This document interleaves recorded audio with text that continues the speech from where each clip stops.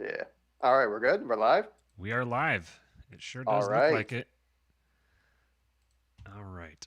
So let's clear that out. Now here's what I do: a whole bunch of housekeeping to get the streams all proper. I don't pay to have the Restream, like powered by Restream link taken off of it, so I just go in right Oh, away okay. as soon as I go live, and I go remove it from it. Okay. Okay. Steven looks very different today, as you guys can tell. Although Yeah. he has Matt, promised you can that, hear me. as Take your usual. shirt off. Take your shirt off, Matt. Come on. My shirt's not coming off. But he did promise me that in honor of Steven's loyal fans and supporters, that he will begin to undress himself at the 2 hour mark. So you guys can be assured that we will only talk too much. We won't talk too much. Yep. Okay. I figure I got to make up for Steven's absence. Don't worry. I'm going to try to live up to that standard. It's a high standard that he has set. Okay, Is it let's like take. Club Verde high or higher? Yes, that's a. I CBD just. doesn't get you high though. This is zero. So. That's true. It's a good non-high. Hmm. Speaking of CBD, we've got Carlos in the chat. What's up, Carlos? Shout out Wyman. We've got our loyal faithful who are here early. Are y'all able to see the? How do you see the chat on this thing? Do I have to go somewhere else? I'm just looking at the chat on YouTube itself. I just Okay. opened up the Let me see if I YouTube browser. Let me pull that up. See if I just mute this tab and that'll probably work. Yeah. I have to run two separate computers because I'm using Ecamm Live to stream out, and the Ecamm Live is only available for Mac right now. So it makes it. And then I have a little MacBook Air, and it can barely handle the streaming part. So if I do anything like open a browser or anything else like that, I'll just absolutely tank my computer. So I've got to manage two different computers while I'm doing this.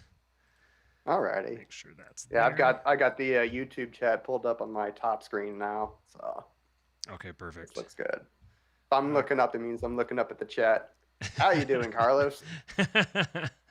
Is that? Do you have like the four screen setup there? I've got see 1, 2, 3, 4, 5, 6, 7 Good grief! plus plus my laptop. That's insane. What do you do with all of them? I do a lot of different things. That's the best part is I can do anything I want. Excellent. With that many, it's like I can have like four tabs of research. I can be reading like 3 or 4 different things at once, and I can have music going on one side and work directly in front. That's awesome. So do you use it for like tracking the market or anything? I know I see all these like trading I guides used and to. stuff that have all the different charts. Yeah, I used to. I did some work for a few hedge funds, just basic development stuff, Nice. and it's kind of that all those ideas kind of stuck around. So yeah, Nice. this is fun stuff. Okay. I think I've got all of the links all posted out, so everything should be good to go here. And so, for those of you who have not met our good friend from the chat, Popular Liberty, now you have. He is. Do you use your at least your first name publicly at all? Or are you sticking to Yeah, Popular Liberty? I use my first name, but I usually put Popular Liberty Okay, everywhere. we'll stick with You can that call for me now. Mr. Popular. Mr. You can call me Popular, Mr. yeah. Popular if you want. Yeah. So first of all, before we dive into more of the stuff, and before I tell everyone about our friends at Paloma Verde, explain the name Popular Liberty. It's kind of a Yeah. inside joke a little bit. So explain it. Yeah, there's like 6 different meanings for it. There was one of those really really nerdy ideas I came up with. There was like 6 or 7 different meanings I came up for. That's why I chose it. The Mm-hmm. first and most obvious is popular liberty because it's not popular at all. Like people, in fact, people really hate it. Yeah, yeah. It's like they tend to really not like liberty. It's a liability to them, not an asset. Mm-hmm. And if you are an unempathetic libertarian, you don't understand that, and it's a problem. But I do love libertarians. I have a special place in my heart for them. But the another meaning is this is kind of hey, I kind of named myself after the enemy because the left usually defines liberty as whatever's popular. Mm. That's whatever they want. That's Yep. like not definition number 2, and the that like definition number 3 is what do you need liberty for? To do whatever's popular, to do whatever you want to do, and what's the best strategy for actually getting liberty legislated, and that's actually the paleo strategy, the paleo populist strategy, populist, popular, in terms, so there's, I mean, that's like 3 or 4 names right there. There's layers to it. It's two pretty simple, common, popular words, but there's layers to the name. Yep. So that's something for all the nerds out there. That's why there's a name. There's like 6 or 7 I came up with. As we know, all good nerds love a good name. So you have very satisfactorily entertained the nerds. You mentioned that you have a special place in your heart for libertarians, and I was thinking, yeah, I do too. Like, they make good pets. They're very good. They're fun to have around as like court jesters. That's actually their role. In this theater of the gods, the Libertarian Party plays the role of the court jester. Right. And in Arturian theater, the court jester was the only one that was allowed to tell the truth. Right. But it had no power. Right. Right. All, whatsoever. Which should tell you something about the role of truth versus fitness. Yeah. They're not directly correlated. Right. And the problem is, right now, the court jesters think they're the hero in the story, and that's not the case. You have to play your proper role, and if you aren't playing your proper role, then everything starts going haywire.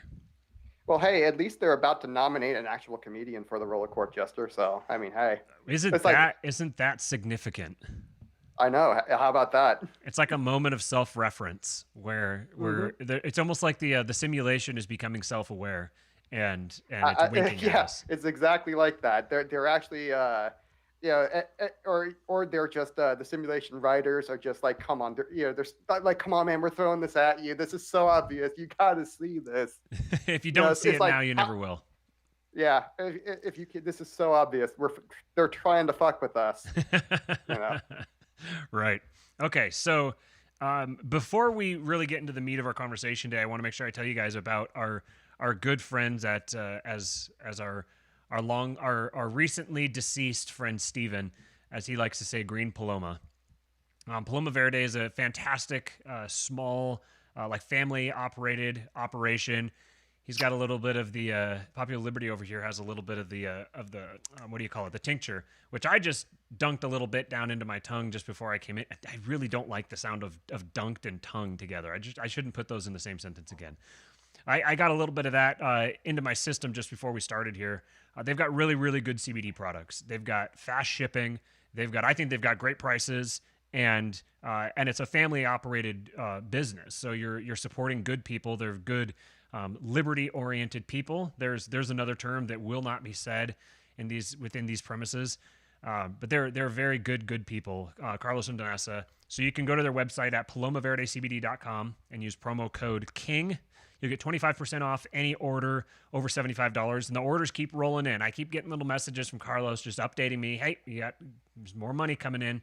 So we appreciate you guys supporting them and supporting us at the same time.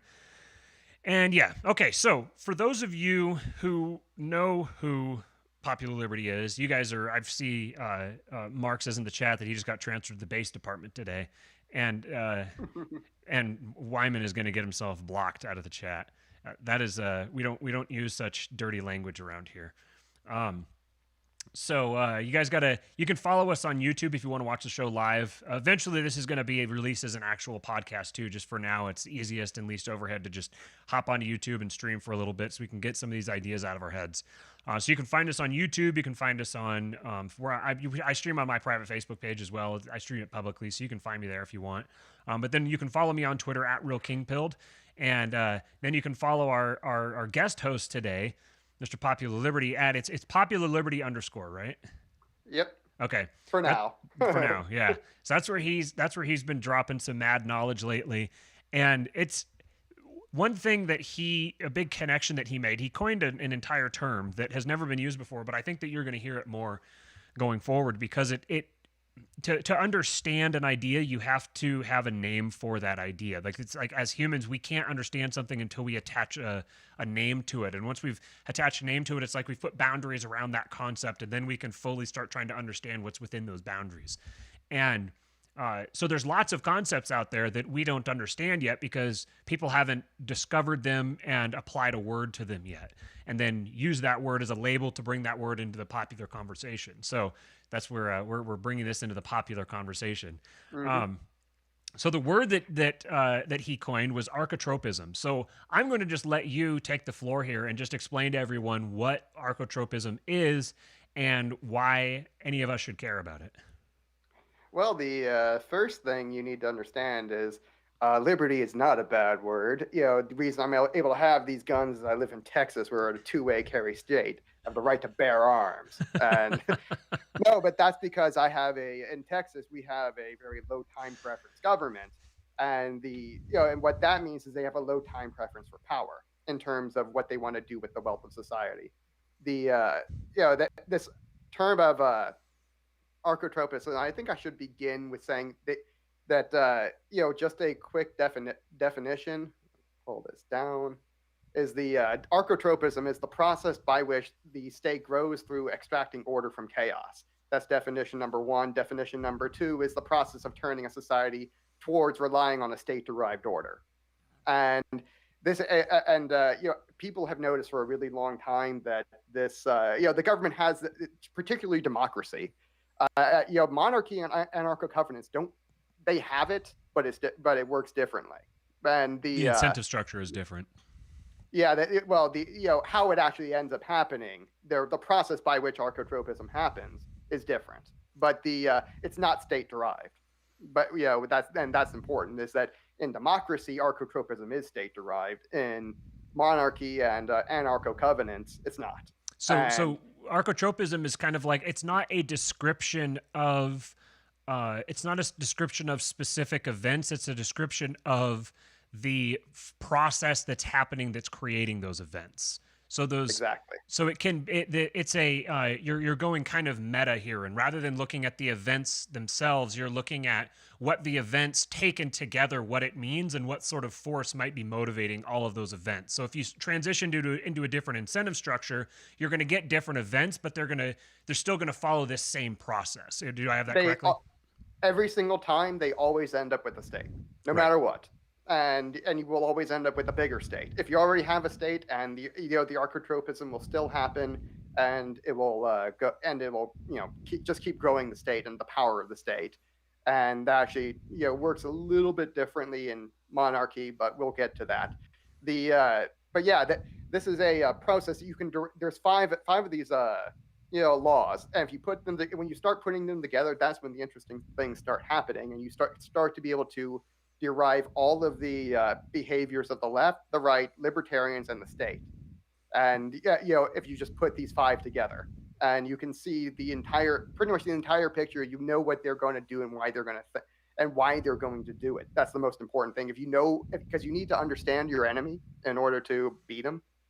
And that's if you don't know your enemy, you don't know yourself, you will lose every single battle. If you know your enemy and not yourself, then for every battle you win, you will lose one. And if you know your enemy and know yourself, then you will be victorious. Then you need not fear defeat. That's Sun Tzu. And hi, John Hartman. I'm sure you're in here. I'm sure you love that. He and I are doing a libertarian book club, strategy guide on analysis of Sun Tzu's Art of War. And anyway, but I'm like 2/3 of the way through the first episode, and it's just absolutely fantastic. There's a reason that. It's been said regularly that Trump is a fan of Sun Tzu, and you can see it in the way that he behaves, some of the ways that he talks, even certain phrases that he uses. You can see it's part of the thing that can persuade. I mean, the dude is a billionaire who, in a very difficult, complex industry like corporate real estate, and then he also is wildly successful in another very difficult industry, which is reality television. And then he was wildly successful to a degree for a time in another industry that's very complex and difficult, which is politics. That's a level of talent that is not bestowed upon a mean and ordinary man. That takes an exceptional person to be that good on that level. And so then when you hear that he's someone who studies Sun Tzu, you know that the guy's a high level operator, intellectually speaking. But anyway, so just I can't Yeah. recommend enough. Go listen to Popular Liberty and John Hartman's series on Sun Tzu that they're doing right now. Yeah. And I believe Trump. I never knew he studied it, but I can see it, in his behavior, because he knows exactly when to attack and when to, and when to retreat. And a lot of times he will, this behavior he has where he's kind of like, he'll say both sides of the same statement in order to kind of get a feel for what his base really wants, and then he'll go with that. And he'll also see how the enemy reacts. He's also looking to see how the enemy reacts to that too, and that's actually one of the strategies. It's like, if you want to know what the enemy is thinking, throw something odd and unaccountable their way, and see how they react to it. And you can tell their disposition by that. And that's his way of seeing, okay, where's my base? I need to line up with them. Where are my enemies? I need to line up against them. And I need to know what my enemy is thinking, because that will inform me about how I need to go through deconstructing them. But but what's interesting to me is he seemed to do all of this. Yeah, everything he accomplished, he did it without much of an understanding of archotropism. Because he got beat over and over and over again by this chaos promotion cycle, of the left, where usually, like in anarcho covenants and monarchy, you will see the archotropism cycle be external to the state, and because it's the left that's doing it, and they will deliberately go out and make chaos and try to tear down the institutions of society outside the state, and then and they will try to use that as a way of breaking down the power of the state, so they can beat the state and then create their own state on top of it. Because the reason that a state like that is created in the first place is because there's people like that who exist. There's people out there who will predate, who are fundamentally predatorial. And so people, that's the reason that states are one of the reasons states are created in the first place, is because as people begin to group together in organizations of around typically like a single culture, the reason that they're doing that is because there's safety in numbers. Well, safety against what? For one thing, it's nature. But for the other thing, it's products of nature, which is violent, vicious people. So those violent, vicious people are going to use specific types of tactics and strategies to try to overcome and topple the people around them, so that they can predate around them, because they're fundamentally unable to create. So they have to predate. And so for that reason, they are focused on trying to bring down the state and take it down level by level, so that they can impose themselves upon it. Because once they've done that, then they've successfully conquered anything that might inhibit them in some way. And it's at that point that when nothing can inhibit them anymore, then you see uninhibited evil. And uninhibited evil always ends in massive catastrophe. Anyways, continue. Oh, yeah, that's exactly correct. What you have to understand about power, and this is something that's extremely unique to power, is that it is fundamentally scarce by nature, because it only I should say its value is fundamentally scarce, because think of what you would do with power. You're going to aggress against somebody else and take their stuff, and therefore its value is relative to, well, how much power do they have to repel me?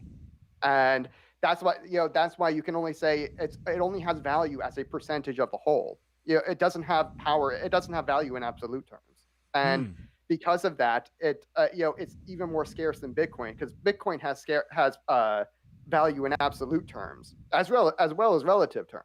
But but only power. And I'm talking in the sense of kinetic power, I should say, or even potential power too. Actually, power as a whole, it only has value relative to itself or other people who have it.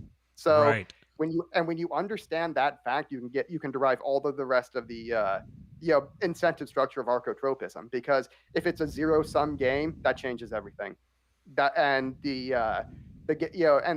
game itself is to accumulate as much power as you can, because that's profit. I mean, think of it like this: in our society, we were willing to pay $6 trillion in power last year. That's like is the single most profitable industry on the planet by a wide margin. It's far more profitable to be to have power than it is to be productive. And it's kind of a problem because that's where the this human evil always comes from. It's always going to be there because no matter what you do, power is always going to be profitable. But yeah, by definition. Yeah. It's like, and anything, and if you want to go by a Misesian, incentive structure, Mises says anything that's profitable will be done exactly to the extent that it is profitable. And so if you, and because I mean, think of it like the law of demand, and you have kind of that upside down curve, and you're trying to maximize it, but the problem is that the demand for basically the demand for power is basically the demand for your own life. I call it pseudo demand because it kind of works based off of George Soros's law of reflexivity. By the way, hi YouTube algorithm, George Soros. But no, actually, we're going to be complimenting him today because he he coined this term called the law of reflexivity, which says basically you create what you fear. This is he's describing the incentive structure for this. He's like, why? There was a reporter who asked him about it and was like, why are you such a boogeyman? He says, because it's profitable to be feared. That's fantastic. Because and think about it. It behaves the same way as economic demand because basically you'll pay someone to go away. In other words, you will only pay them to go away if you're afraid of them or just don't like them. And so basically, in effect, what you're doing is paying them to make you afraid. It's the perverse incentive structure of that. And where was I going? Oh yes, George Soros he claimed this idea that hey, you'll pay for what you're afraid of, and if you're afraid of chaos, then you'll pay to make the chaos go away. Then that means you'll pay someone to make the chaos go away, hence a state. And basically, and what ends up happening is that the reason monarchy really solves this problem kind of well, anarchy doesn't really solve it. It kind of does, but not really.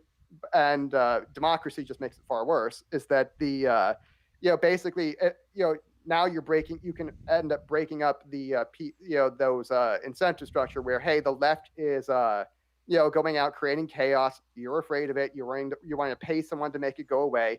In democracy, unfortunately, you're paying the left to make the left go away. And taxation. No. Huh. Interesting. No. Extortion. Interesting. I wonder where that comes from. Yep.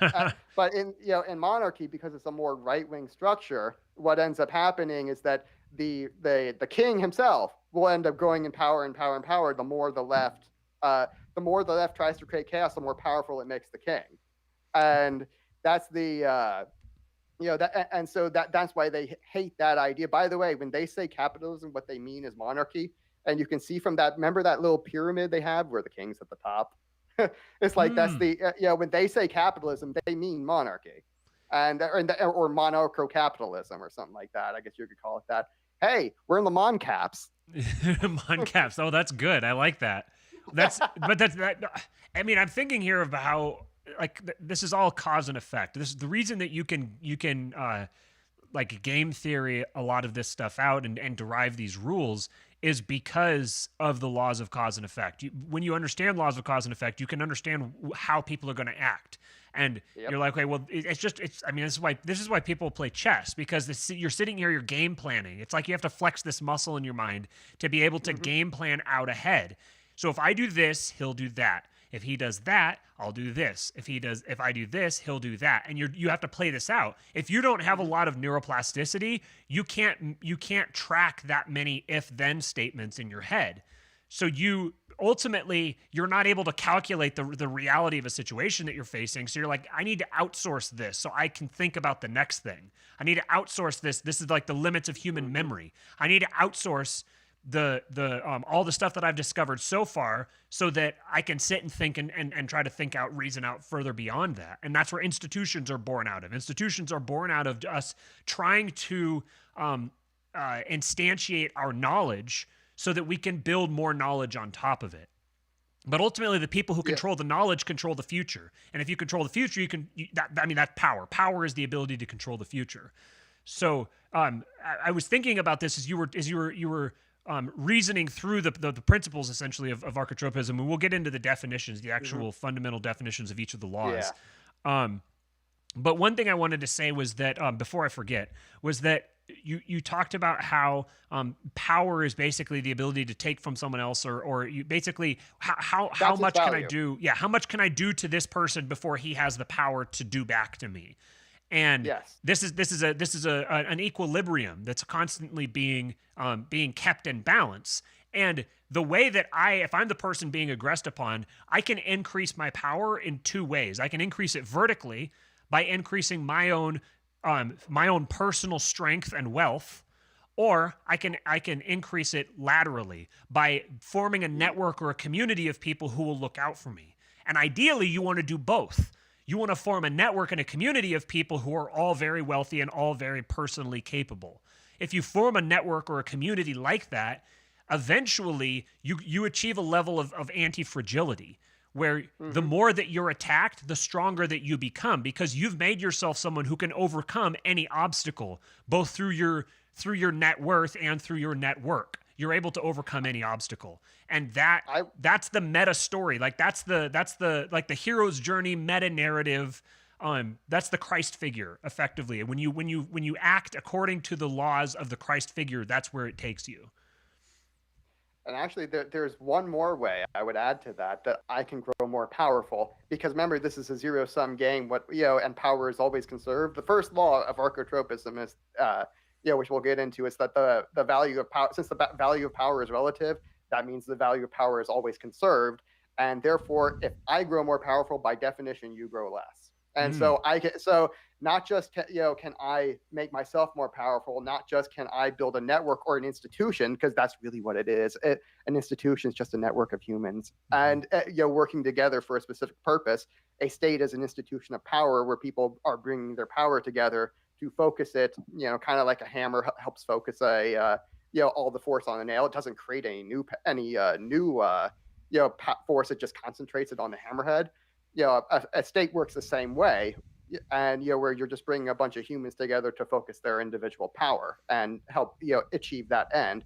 The third and final way that I can become more powerful is by making everybody else weaker. And this is why Democrats will burn their cities to the ground, is in order to make people weak.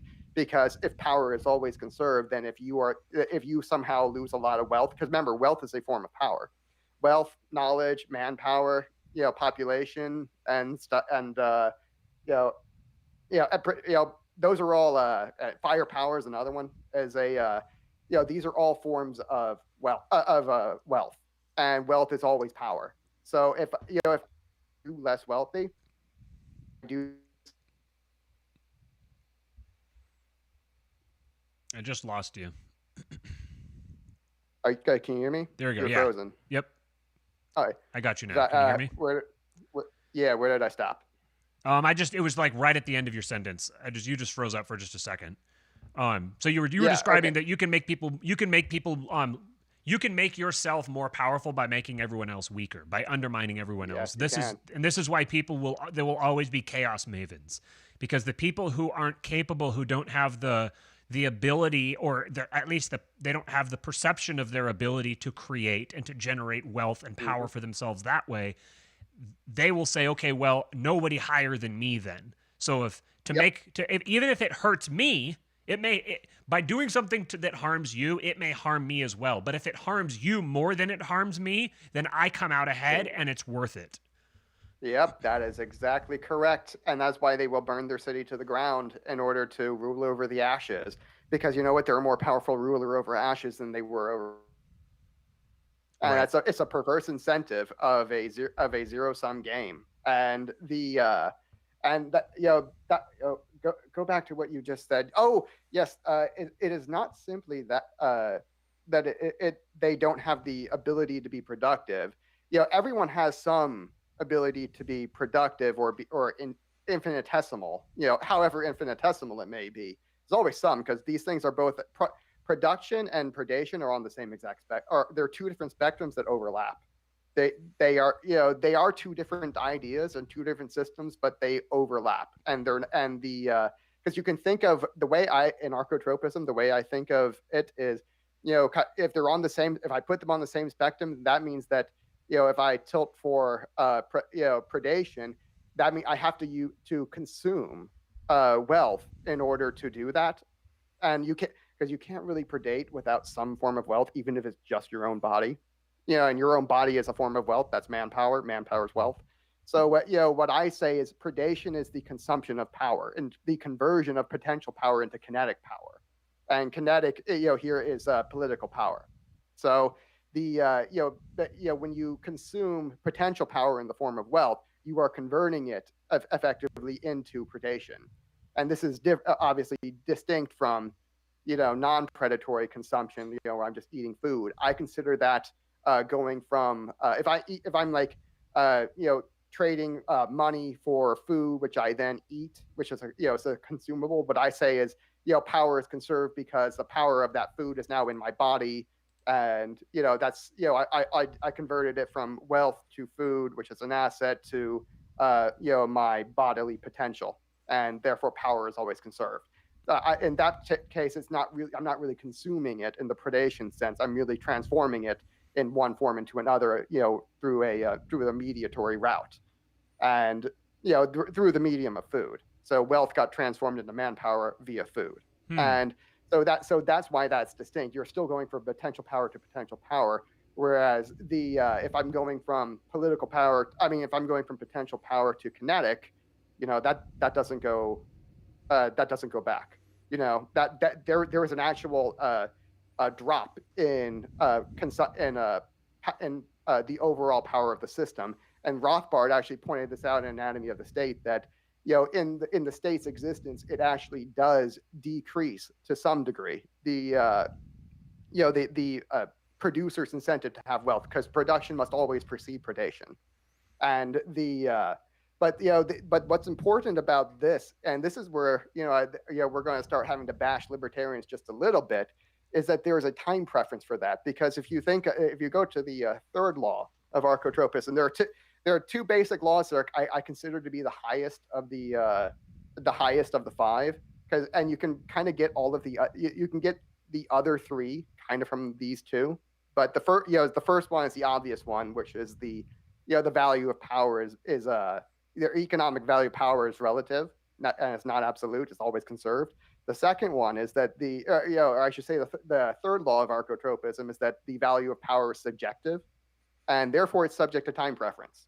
And you might say, hey, I can, if the predator might be thinking, hey, I don't want to eat all of my food in one gulp.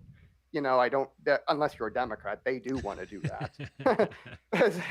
it's like I should, most don't, and they're pretty good about not doing that. They have enough time preference and self-restraint not to do all that, and that's why we exist, and we're not like in nightmare world of World War III. And but if there's a time preference for power, then that means that if I hold off on predation, right now, or I underconsume, and then I allow that potential power to be reinvested in appreciating assets like taxpayers, yeah, exactly. Then I'm going to be then I can get more predation later, and I can have more wealth later. And this is something libertarians don't seem to understand, is that because they usually think that tax cuts are a good thing in terms of taking power away from the state.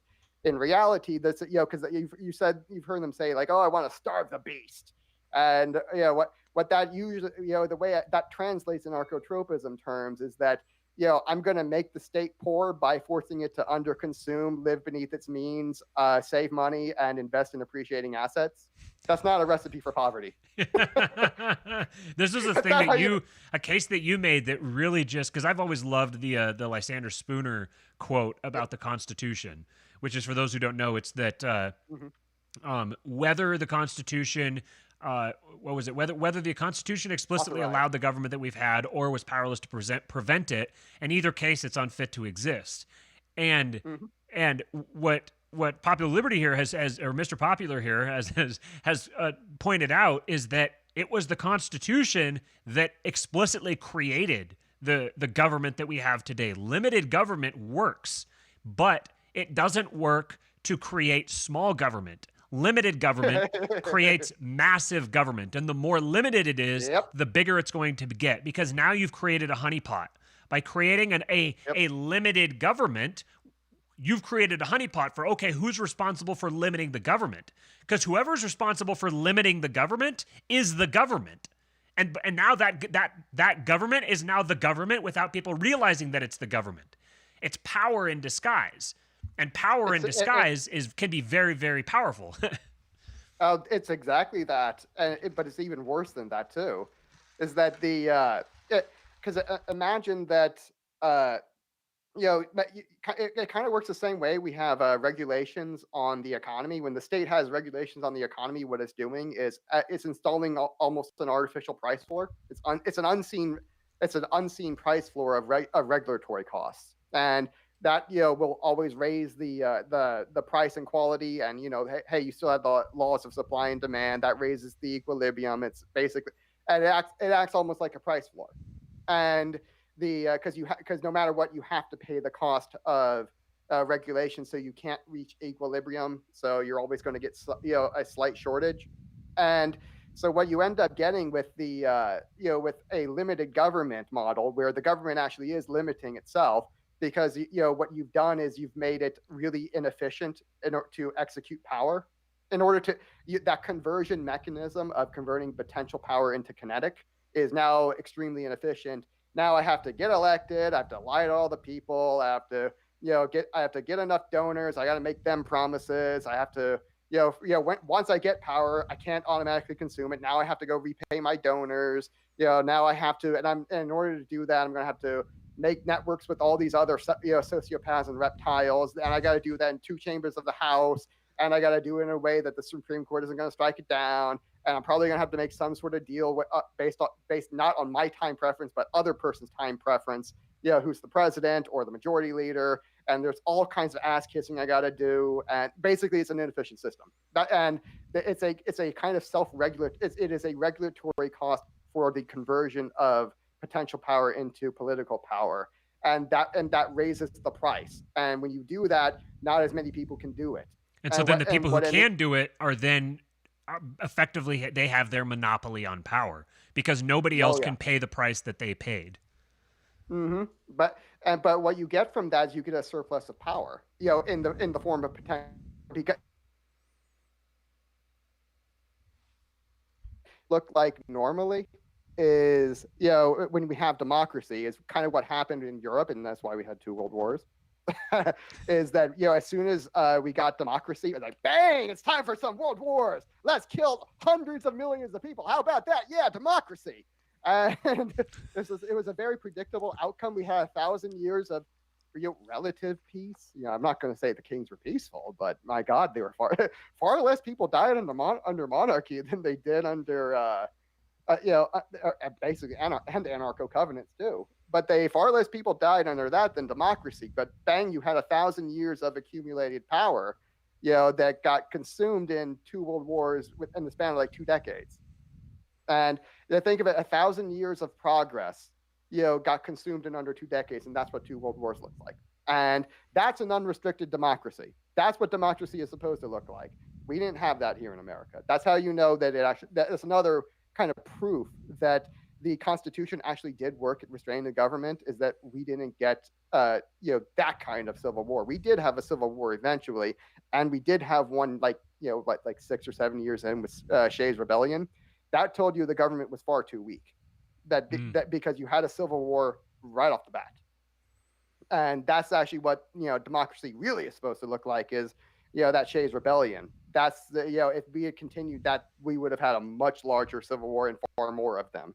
But we actually were, but because they instituted the Constitution, we managed to get only one, and it was like 60 or 70 years in. So it's like that was another case to say, hey, this is not a pure democracy. The Constitution is working because they weren't able to immediately convert it into political power, and you had a large accumulation of wealth because of that. Because if the state is not consuming the wealth at full consumption rate, then that means that there's going to be an excess production rate, and that excess production rate to us looks like a lot of wealth, and that's an industrial revolution. That's the expansion westward.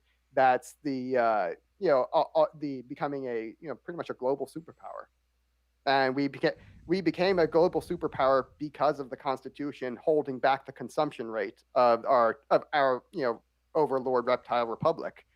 And the more that you decide that you're going to basically, what the Constitution did, it forced low time preference onto the government, because now, in order to effectively convert potential power into kinetic, you're going to have to do all these extra steps, all these extra hoops you've got to jump through in order to do that. And so if you want to have someone who's going to be good at doing that, it's not going to be some really left-wing demagogue. It's going to be someone a little more centrist who can see both sides and see the consumption end and the production end, and they can kind of balance it. And they have a balanced time preference. This is why our system lends itself to more centrists. And the right wing would be like the more production oriented people, and the left wing would be the more consumption, or in terms of consumption of power oriented people. And and when you have both of those together, and this is why we get moderates, because they can kind of see both sides and try to balance that time preference. And they usually balance it a little more to the left than the right, because hey, that's just the nature of the system, and it's a defect in democracy of any type, not just a pure democracy. Republics too, is that it's going to be always balanced towards the left, but it's not really far left. I mean, we're not like all wearing state issued gunny suits and and saluting dear leader yet. but part of the thing is that that's not happening, but that's coming. And eventually, and once it gets here, it's going to be far more powerful and compelling and global than the previous instances of it, because the previous instances of it went too fast. The forces of evil showed their face. Exceeded the production rate. Right. Consumption rate far exceeded the production rate. There you go. Right. Yeah. And when that happened, the face of evil showed itself too clearly, and so it sparked an immediate reaction and a strong aversion to it, because that's how human beings actually react when they see evil. This is why evil doesn't come as a like the devil doesn't show up as like a guy with a red demon looking with like a horn and with like the horns and like the pitchfork and all of that. That's not how evil shows up. Propaganda technique. Right. He always wants you imagining that he's like some hooves and horns and all of that. It's a really excellent propaganda technique. They're like, if you can't believe in that, therefore you can't believe in me, which is the more reality is he's a very extremely malevolent spirit that doesn't really have a corporeal form. But because you can't believe in the ridiculous cartoonish version, therefore you can't believe in him. Haha, I don't exist. That was the greatest trick he ever pulled off. Exactly. In reality, evil looks like Gavin Newsom or Barack Obama, or these very well manicured, well spoken, very charming guys. That's what pure evil looks like when you really get a when it's out and about. When you actually see it, though, like when you peel back that facade and you actually see its face, that sparks a response from people. That people react to that, and you get conflict. So if your goal is to get conflict, your goal is to not allow evil to disguise itself. Your goal is to keep evil obvious and clear, to have a very clear notion of what evil is and what it isn't. And so this is why it keeps, every time lately I've seen that anybody has a conversation about politics, it always winds up with religion. It always winds up back at religion. Because, and my opinion on this is that ultimately you're looking at the same phenomenon. You're looking at the same operating system running on, or the same software running on the operating system of someone's mind. It's just revealing itself in different industries. But at the core, you're still dealing with the religious questions of right and wrong, law and love, and all of these kinds of things. One thing that's very interesting is that power, the most powerful people, the people who accumulate the most power to them, are the ones who have the highest time preference, or the lowest time preference. The ones who have the longest time horizons. Those are the ones who are able to accumulate the most power to them. And over the last couple of months, really, Amy and I have, in the evening, we've been watching, first we watched Rome, which is like the immediate rise of Julius Caesar, and then the Civil War and the Triumvirate, and then ultimately kind of the consolidation of power by Octavian. That's what's covered in the 2 seasons of the show. Fun stories. Oh, yeah. And now we're watching The Tudors, which there's 4 seasons. We just started the 4th season, and it's covering basically the kingship of Henry VIII. And watching the machinations of power and the cultural techniques that they had for maintaining stability, for deriving truth, whatever the thing is that they had different technologies than what we have today. But you can see a lot of this stuff you can see that a lot of the same stuff persists today. It's just like under layers of disguise. As we've, over the last 500 or 600 years since then, we just keep layering on more and more disguises to try to prevent people from realizing that underneath it all, it's the exact same thing. It's just craven people jockeying for power. But ultimately, the people who are the most successful, I noticed this both in instances with Julius Caesar and with Henry VIII, the times where, and even Octavian as well, the times where they experienced like the greatest success, the greatest accumulations of power, the times that they were able to do whatever they wanted was when they were the most gracious and magnanimous. Now they weren't always doing it. Maybe were never doing it sincerely. They were putting on airs and trying to make it look like they would be just endlessly gracious and merciful, and like someone, especially if you had someone who you by all legal account could take their life, and you spared their life, and then not only that, but you rewarded them. That sort of thing breaks people's brains. They don't know how to react to something like that, and it gives you immense control over them. Because now they don't know how to relate to you because you don't operate like everyone else. You operate differently. That makes you unpredictable. And this is where empathy is a tool. Empathy is a weapon. Empathy is one of the greatest tools for achieving power. And that I say that in that way in deliberately because it's provocative, but I think that it's true in both directions, that it can be used as a weapon and it can be used as a tool.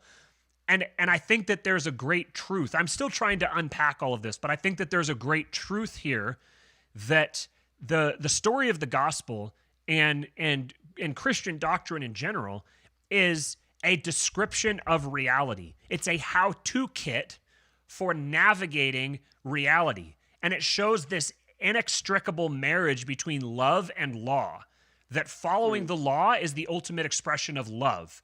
And expressing love is following the law. The two of them are permanently together, but the person who loves the most is the person who follows the law the most closely, and the person to whom is given the greatest rewards, and therefore becomes the most powerful. So there's a sense in which the gospel is almost the gospel is like a how-to manual for accumulating power.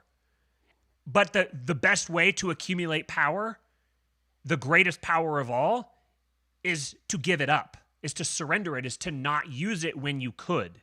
And that's where everything smashes together. That's where within the paradox is where it all happens. Everything it's almost like all of reality fundamentally is paradoxical.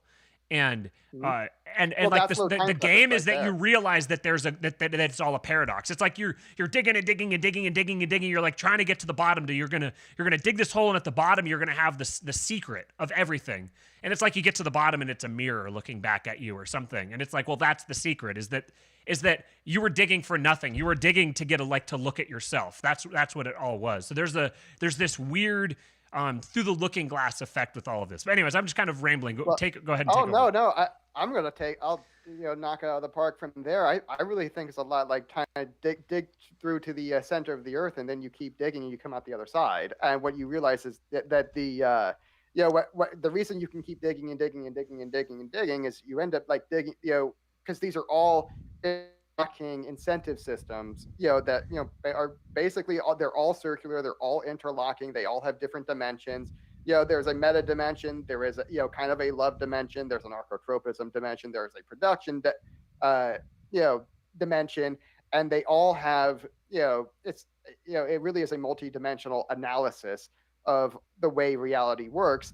Where you're talking about the love system is that the best written laws will try to mimic, mirror, or promote love, because love is the ultimate value hierarchy. It's the people will give up wealth, they'll give up their life, they'll give up power, all for love.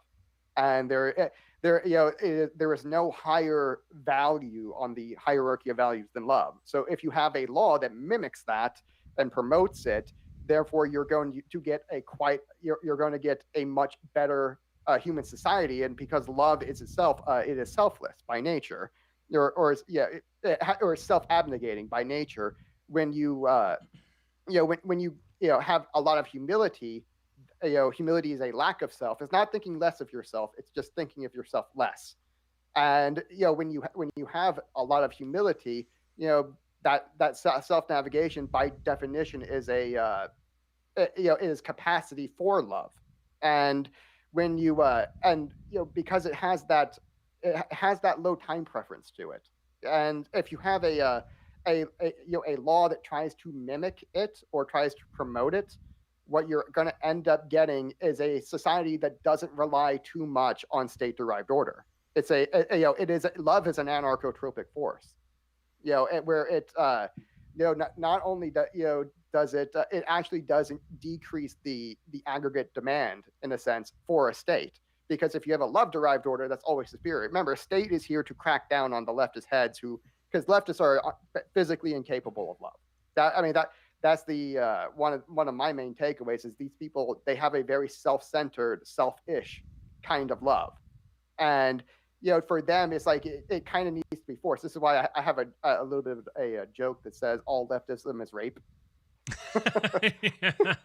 Because they are all always trying to override. They're trying to have a forcible love.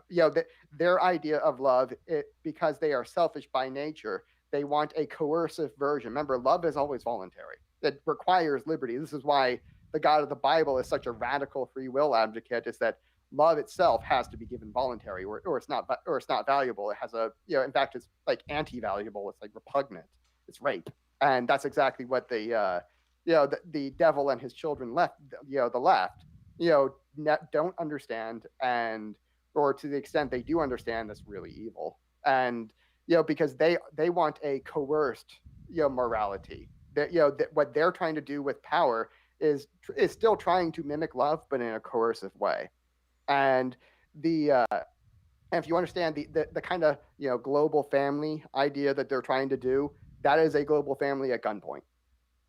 That's their idea. You're going to have a paternalistic and maternalistic style of government or of society that is all at gunpoint. When they do welfare, it's at gunpoint. When they do law, it's at gunpoint. When they do or criminal justice or whatever, when they're trying to force you to be a good people, it's like they have 1,001 ways for you to improve your life and be a better person.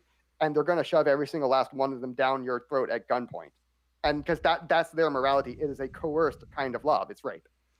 And when you understand that's their motivation, you know exactly what they're going to do next. And because everything they do has to be kind of archetypically consistent with that. But if you know what the real thing is, which is a voluntary self-abnegating kind of love, then you have the real thing. And that's the benefit of the right, is that we do have a belief in a voluntary kind of society. And that's why I say libertarians are the farthest right. Real libertarians, I should say, are the farthest to the right of any people. That in fact they're too far to the right, to the point they can't quite understand the rest of us. They're so far removed because they're so far right. But the right actually does believe in voluntary love and voluntary relationships, which is far closer to the reality of love than what the left has derived, which is a more coerced and forcible kind of love. And then they're always trying to break down right-wing voluntary orders because they see that as one is something that is a threat to them, in the sense that what if you decide not to love me?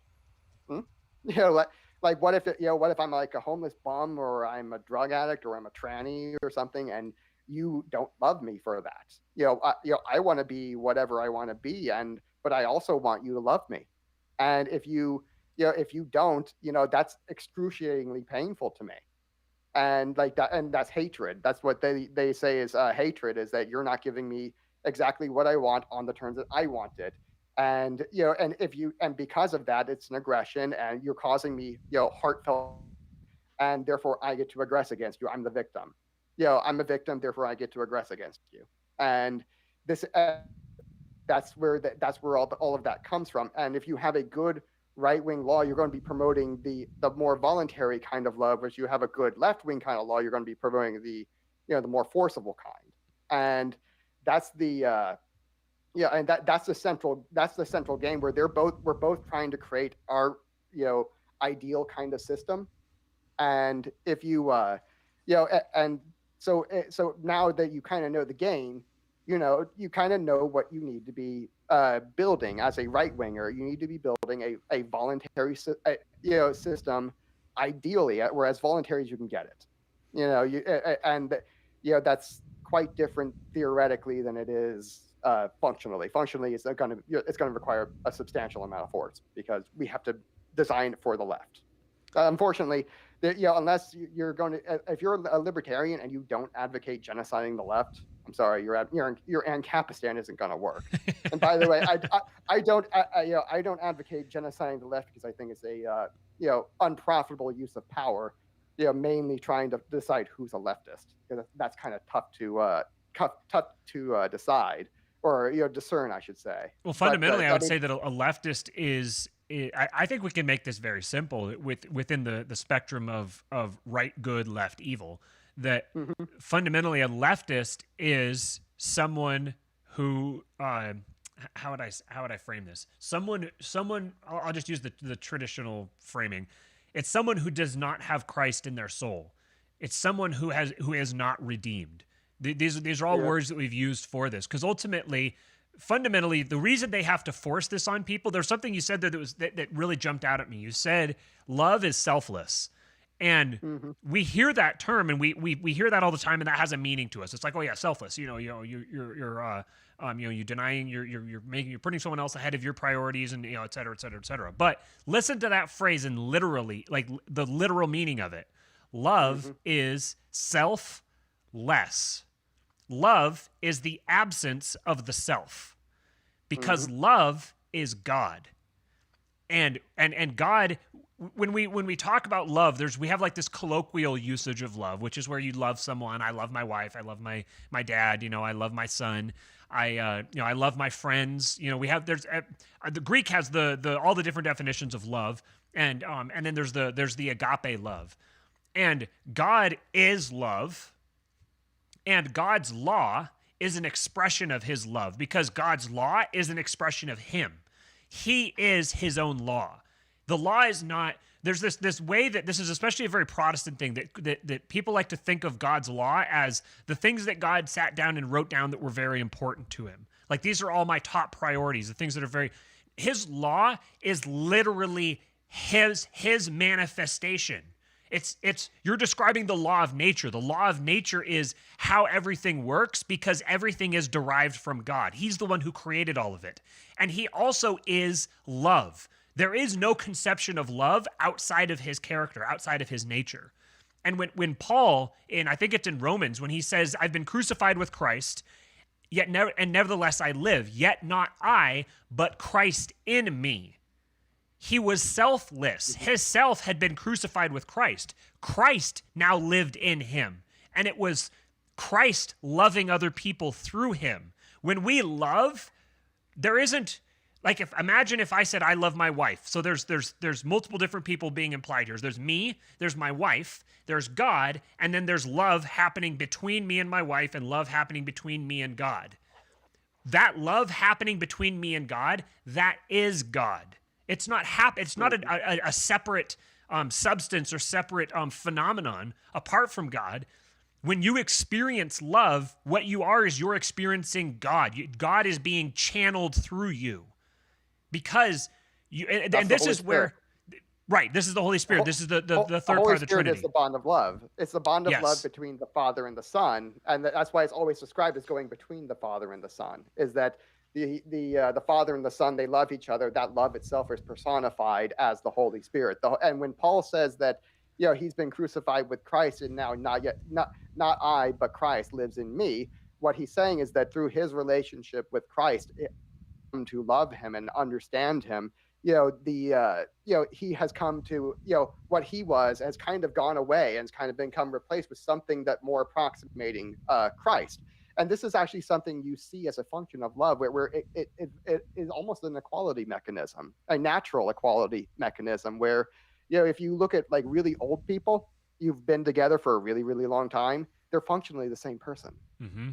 It's because they've had that kind of love. Is, when you get to love someone and understand someone so much that your physical qualities or your mental, emotional, who you are really tends to kind of meld. It's almost a mind meld with them. And so when Christ says, when you've seen me, you've seen the Father, that's because, these are separate entities that really love each other perfectly. It's a way and only a God can. And now they have functioned effectively the same person through the Holy Spirit, which is love. And God has, he's such a radical about this idea that he even built it into his own who he is. I am Father, Son, and Holy Spirit. I am basically the vision of love. He is not only himself, he's actually built this thing into himself. Like, this is such an important idea that he made it himself. And and anytime you have this kind of love relationship, you have something that really does not require force. Right. And and this is that's why it's the perfect kind of relationship. Is it's the perfect ideal of it does not require any coercion. This was something that the devil never understood, and he was looking down at these humans and saying, "Oh, these you've managed, like, what have you done, God? You've attached an eternal spirit to basically a bald primate." And this is a bald bipedal primate that you've attached basically a divine substance of yourself to. And look, and what's going to end up happening is they're going to be like not far from love. They're going to be far like just killing each other left and right, and this is going to be horrible. And what you really need to do, God, is use some of that almighty power of yours to force some order and give them some good beneficial structure that they can thrive under. And it's this and maternalistic instinct of the left. The devil is the archetype of the left, and This is where they get it from. Is that the idea that love needs to be coerced, and this was God's kind of response to him. Is like, if you understood love, you'd understand exactly how stupid that sounds. And this is where he's like, hey, love is the absence of coercion. Yeah, and if real love does not require it, and he was like, he said something more to the effect of, Epicurus, what Epicurus said, which is like, okay, either you're not a moral god or you're not an all-powerful god, and he thought it was kind of a mix of the two, which is why he thought he could usurp him. And it turns out that he was wrong on both accounts, and that was why he got cast out of heaven. Was he effectively assumed, okay, either God, you're not moral enough to see what I see, and or you're not powerful enough to enforce it, and I think I clearly am powerful enough to enforce it. And he's he was wrong on both accounts, and now he's our problem because he got thrown out, and now he's decided that, because he got thrown out because he was made to be a servant. That was another thing he didn't like. He was extremely jealous that, like God made us to be objects of love, but he made Lucifer to be a ministering servant to us. It's like he not only did he not make Lucifer to be an object of love, he made him to be like a servant of the thing that was going to be loved. So it was like a double humiliation for him. And this is why he kind of hates us, just spectacularly hates us, because he's jealous of us, but he hates God even more because it's like, on the other hand, it's like, it's not really our fault that we exist. He kind of has some paternalistic instinct that, okay, I still got to be kind of nice to them because it's not their fault, but at the same time, he just spectacularly hates us. You see this reflected in his attitudes of the left, where they crave human misery. And if you look at their cities, these are just cesspools of depression and poverty and violence and addiction and loneliness, and they're just a complete absence of love, because that's what force does. Is it kills off love. When the love is gone, what takes its place? It's the self. The self gets put in that place, and everything is just about self-gratification. And the reason that they have to force this is because it said, by their fruits you shall know them. So they're trying to mimic the fruits. They're like, this is what it's supposed to look like. So we're going to force this to happen. But the thing with it is that you can't force it. Once you force it, you're precluding it. Because they have this image of God, that God is like, again, he sat down and he wrote all the things that were most important to him, and he pinned them up on the board in the lunchroom, and it's like, all right, everybody needs to follow all these rules, and if you don't, then he's going to get really grumpy and start squishing people. There's that picture of him. But it's like, what he's doing is he's saying, I am the source of life. Like, life is me. There's no concept of life outside of me. So if you aren't plugged into me, Jason Stapleton likes to say that everyone walks around with an umbilical cord hanging out, looking for someone to plug it into, and there's a fractal dynamic here where people are that way because we are born to plug our belly buttons our umbilical cords must be plugged into God, so to speak, and if we aren't plugged into Him, we've cut ourselves off from life. Like, the only way we have life is because we're connected to Him. If we disconnect ourselves from Him, it's not that He gets mad and squishes us. It's that, okay, well, you chose to disconnect yourself from the source of life, so I guess you're not going to have any life anymore. There's this brief interim period, though, where humans are born disconnected from Christ. They are unplugged, but we're sustained. That's Christ's grace that sustains us, or God's grace that sustains us and allows us life, even as we are disconnected from God. And we're given the opportunity to plug when it says that we're redeemed, that's a process. That's an active word. We are being redeemed. He is plugging us into Himself. He's like, come right here, just plug right here. Come on. But we keep pulling it back. No, I know how to do it. I got it figured out. Look at me. I have the spark of divinity is in me. I'm a human. Look what I can do. Look at all the great, wonderful things I can build. My will. I must be free. I must have free will. I must have freedom. Freedom is the highest order. In the ancient cultures, before this idea of freedom existed, the idea of freeing a slave was cruel. If you were just going to free them, just cut them loose, they have no one to advocate for them, no one to take care of them, no one to provide for them, because nobody else would. I'm not going to enter into a contract with you. Who vouches for you? Who are you? Whose responsibility are you? No one. No one cares about you. You don't matter enough to anybody to care for. Oh, well, I'm not having anything to do with you. And so then people like that were forced to that's the serf class.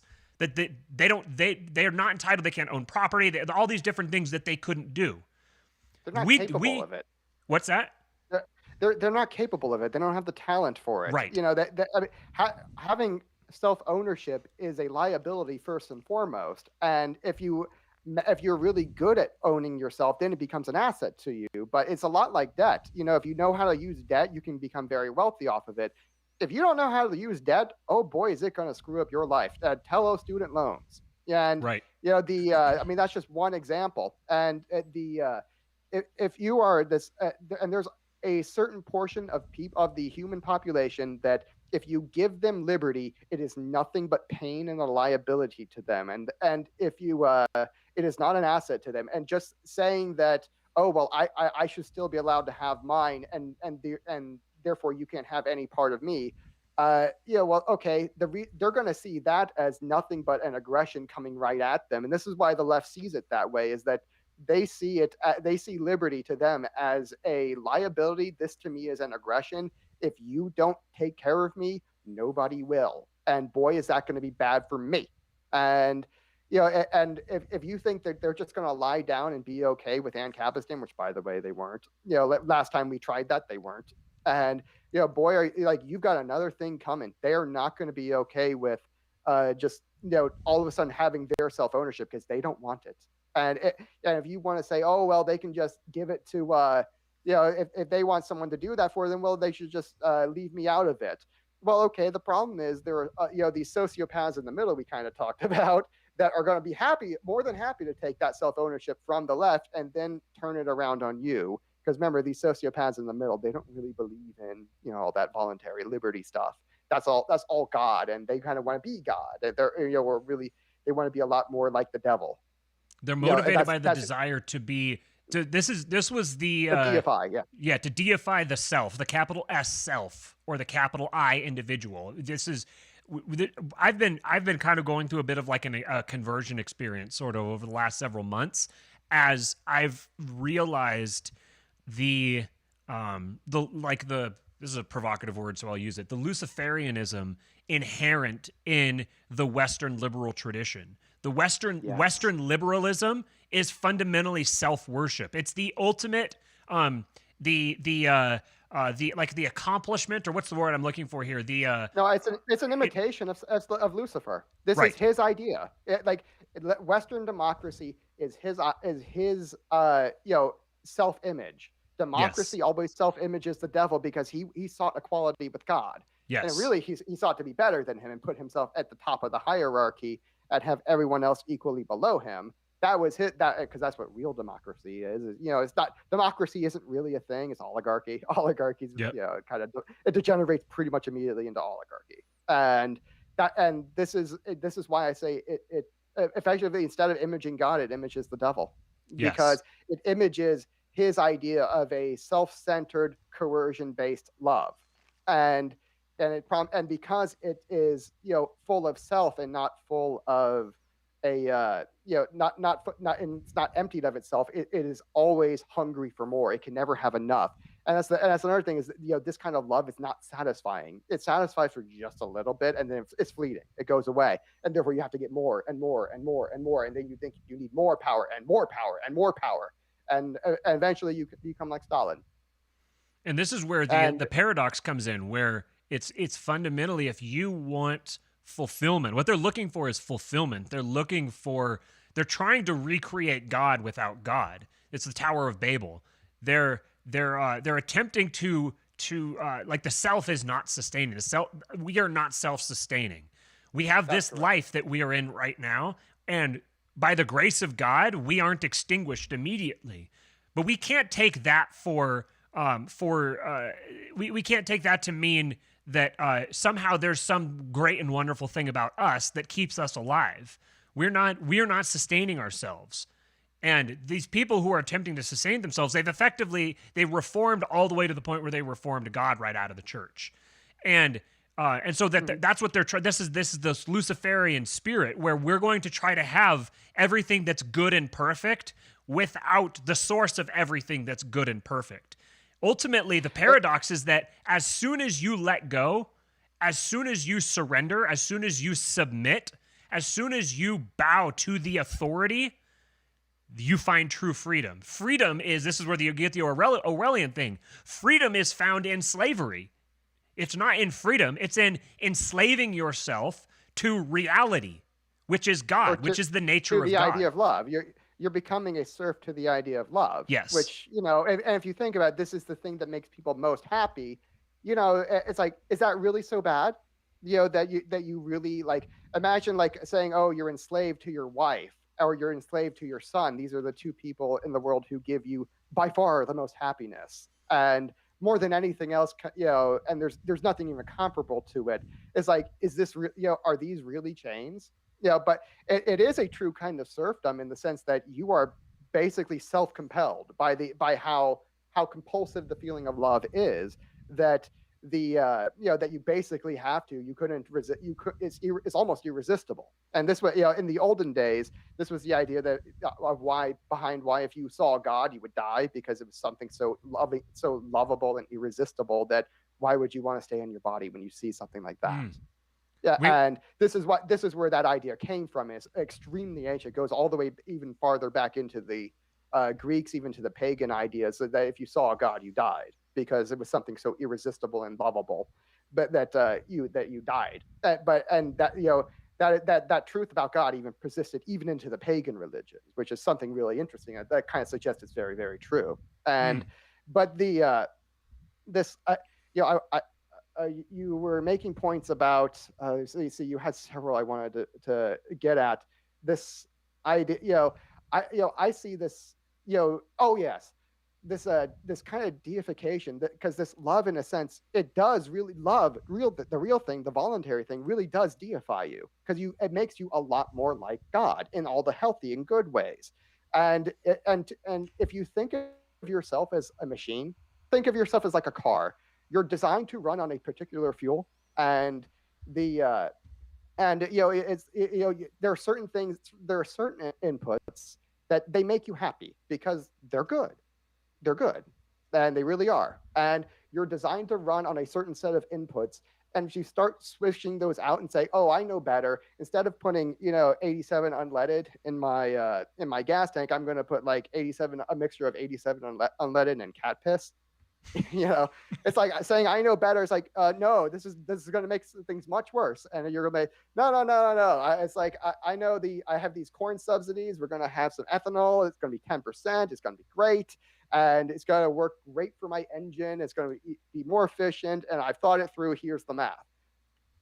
And how's that really work out for you? It doesn't. It's like you're designed to work on a certain set of inputs, and when you start substituting those things out for different things, bad things start to happen.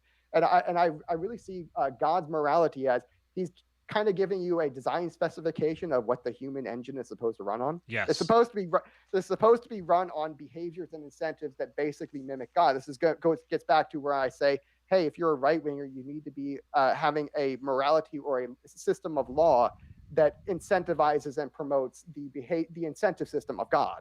He's giving you here's the manual. It needs to kind of look like this. Here's the design specifications. This is what you as a human being is going to make you happy. And you're going to be more fulfilled. You're going to be more powerful. You're going to be more free. And if you just start trying to behave more like me, and it's like, it's good for you. It really is good for you. And it has that inbuilt incentive system where you will prosper and you will be happy. You'll be a freer, happier, more moral person that's much more able to live by the non-aggression principle, by the way. If you just have this idea of love, this is why Christ says that, remember God's law. When God wrote the law, he was, writing it based off the design template of himself of love. And when Christ comes along in the New Testament, he says that love fulfills the entire law. Yes, it does. And because the law itself was designed based off of love. And this is what you're supposed to be doing as a good right winger, is creating a society that, again, promotes and mimics the incentive systems of love. And because this is what's going to make people happy. This is what's going to make them free. This is what's going to make them fulfilled. And yes, there is something of a serfdom component to it, but it's kind of like golden handcuffs. It's right. Like they're handcuffs that are made of like pure gold. It's like, is this really so bad? And it's like if this this kind of slavery, this kind of serfdom that, love really is, if it makes you like the happiest, most fulfilled, most content, kind, and caring and moral person on the planet, and productive and prosperous. If this is like if this is making you the best possible version of yourself, is it really that bad to be like enslaved to it? It's just, It's like are these? What does good laws look like? Good laws look like love, and right. they promote it. If Take it away, Matt. it's like this when you start with freedom, freedom is the output. If you begin with freedom and you try to use freedom as the foundation, you've turned everything upside down, which is that's not a coincidence. It's not a coincidence that Luciferianism is God's law inverted, directly inverted. It's an inverted human. When you begin with, okay, I am owed freedom. This is the thing that people say human rights. They say, oh, I have rights. You have no rights. Show me in the Bible where it says you have a right to anything other than utter destruction. You have no rights. The only rights you have are the rewards and consequences for fulfilling your obligations. You were created with given a duty in your creation. I'm listening to this fantastic podcast right now called I think it's called Lord of Spirits. I think it's two Orthodox priests that are describing the supernatural realm, basically from the perspective of the writers of the Bible, and it's absolutely phenomenal. And there's so many truths in there that had never clicked with me before. I've grown up reading the Bible and in the church for my entire life, and so much of this stuff just had never actually clicked. But what was I saying just before I brought up that podcast? I was saying something about design specifications of love, and shoot, I'm a little far behind. I lost my train of thought. I was talking. We'll get to the point here where someone in the comments will say it. Okay, so it's inverted. When you start with freedom, you've got it backwards, because freedom is supposed to be the output. You don't have any rights. You have the right. Yeah, thank you, Bodan. He's got our back. So you have no rights. The rights that you have are to fulfill the obligations that you've been given. And I remember what I was going to say. I brought up that podcast because they were talking about the angels, the different categories of angels, and the thing that all of them have in common. And so angel is a little misleading of a term, because angel is actually a subset of the heavenly hosts. So the heavenly hosts are all angels, and then angel, the word angel specifically means messenger, which is one job description. But all of them have job descriptions. They all have responsibilities. They all exist to fulfill a duty. And humans are the same way. We were created and given instructions. We have a duty. We are born into obligations. And you can think of them negatively or positively. It doesn't matter. Either way, you are born obligated to your parents. You're obligated to your siblings. You're obligated to your community. You're obligated to the rest of your family. You're obligated to God. You are born into obligations. You're never free. You are born into obligations. This is part of becoming an adult, is realizing those obligations and training to the point where you can fulfill them. And then if you fulfill your obligations, you'll be given more. If you fulfill those obligations, you'll be given more. And each time you fulfill your obligations, you'll be given rewards. You'll be given rights. Your rights are the consequences for fulfilling your obligations. And Bingo. God's love is the description of this phenomenon. It's that if you subvert your own will and you place your obligations ahead of your own desires and you fulfill your obligations, you are practicing love, and you will receive love. You are partaking in the nature of God, of Christ, because Christ, first and foremost, placed his will beneath his responsibilities. And this is the nature of God. The nature of God, God's law, is fulfilling responsibilities. God is obligated to us too, because he created us. He's obligated to us. There's a contractual dynamic there that he has entered himself into. So we are defined by our responsibilities. So rights and responsibilities go hand in hand. If you want the rights, you have to fulfill the responsibilities. Once you do, you will get the reward. Yes, that's such a good way of putting it. The way you said it is that you get rights by giving them up. I mean, that's Right. that's kind of the dirty little secret of the system. If you want to hack it, is that you get rights by giving them up, by taking on the liability of responsibility. Right. That's how you get that. You The don't meek start will with inherit the rights. earth. The meek will inherit the earth. That's exactly correct. And I do want to take a step to the side for 1 second and say, hey, you can derive a lot of these same ideas through evolution if you really want to.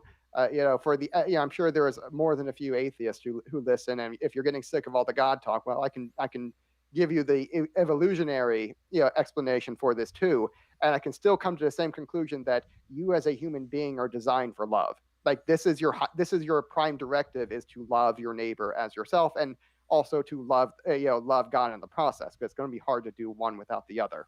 But the you'll get there eventually. But but if you just want to stick with loving your neighbor for 1 second, let's think of why is like slavery a bad economics? Is because instead of incentivizing people to do a job and to do it well and to do it better and better and better, all you're doing is just like they just need to do it just enough not to get the crack of the whip.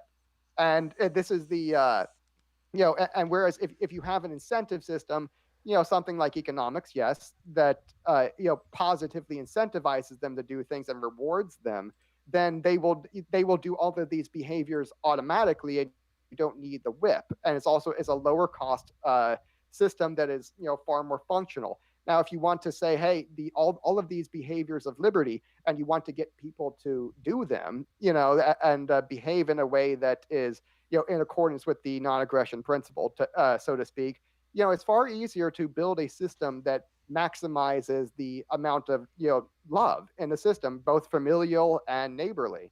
And in a sense, you are having a reward system through love that fulfills all of the obligations of liberty, every single last one. And when if you're trying to start with rights and you're trying to start with liberty, you're kind of putting the cart before the horse. And whereas like if it'd be far easier to simply design a working system that properly mimics the behaviors of Christian love, as it's so called. This is Christianity, or the idea of God, is a design manual. It's a design specification for how society is supposed to be run.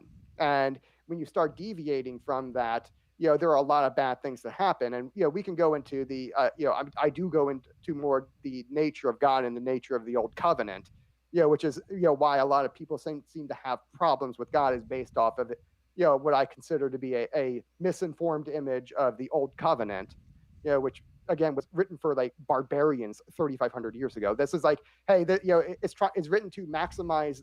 It really is a incredible piece of technology what they had back then, which was it was almost as like a K2 civilization decided that they were going to build a system of law or system of anarchy law that a bunch of paleo barbarians 3,500 years ago would have to live by. It's like I mean, it's like finding design specifications for a router on a stone tablet 3,500 years ago. That's how.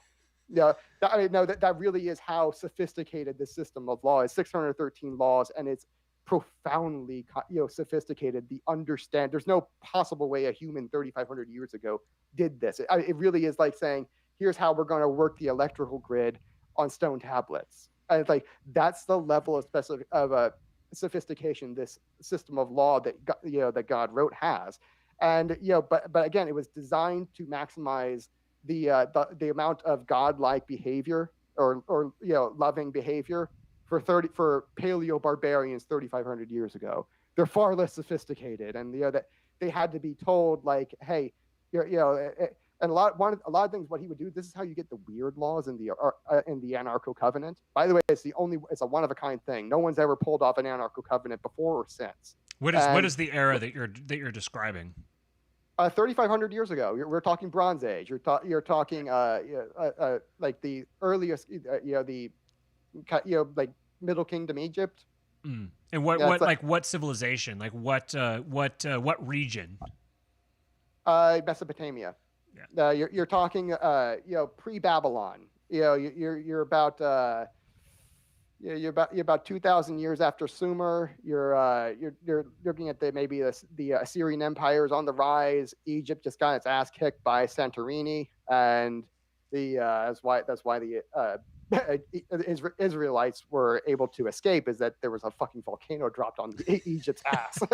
And that's where you got all 10 plagues were a volcanic sequence that actually recurs every now and then. It happened again in 1987, but we'll get, yeah, that's another time. That these it was a system designed to maximize love in basically humans 3,500 years ago who were slaves like 40 years prior.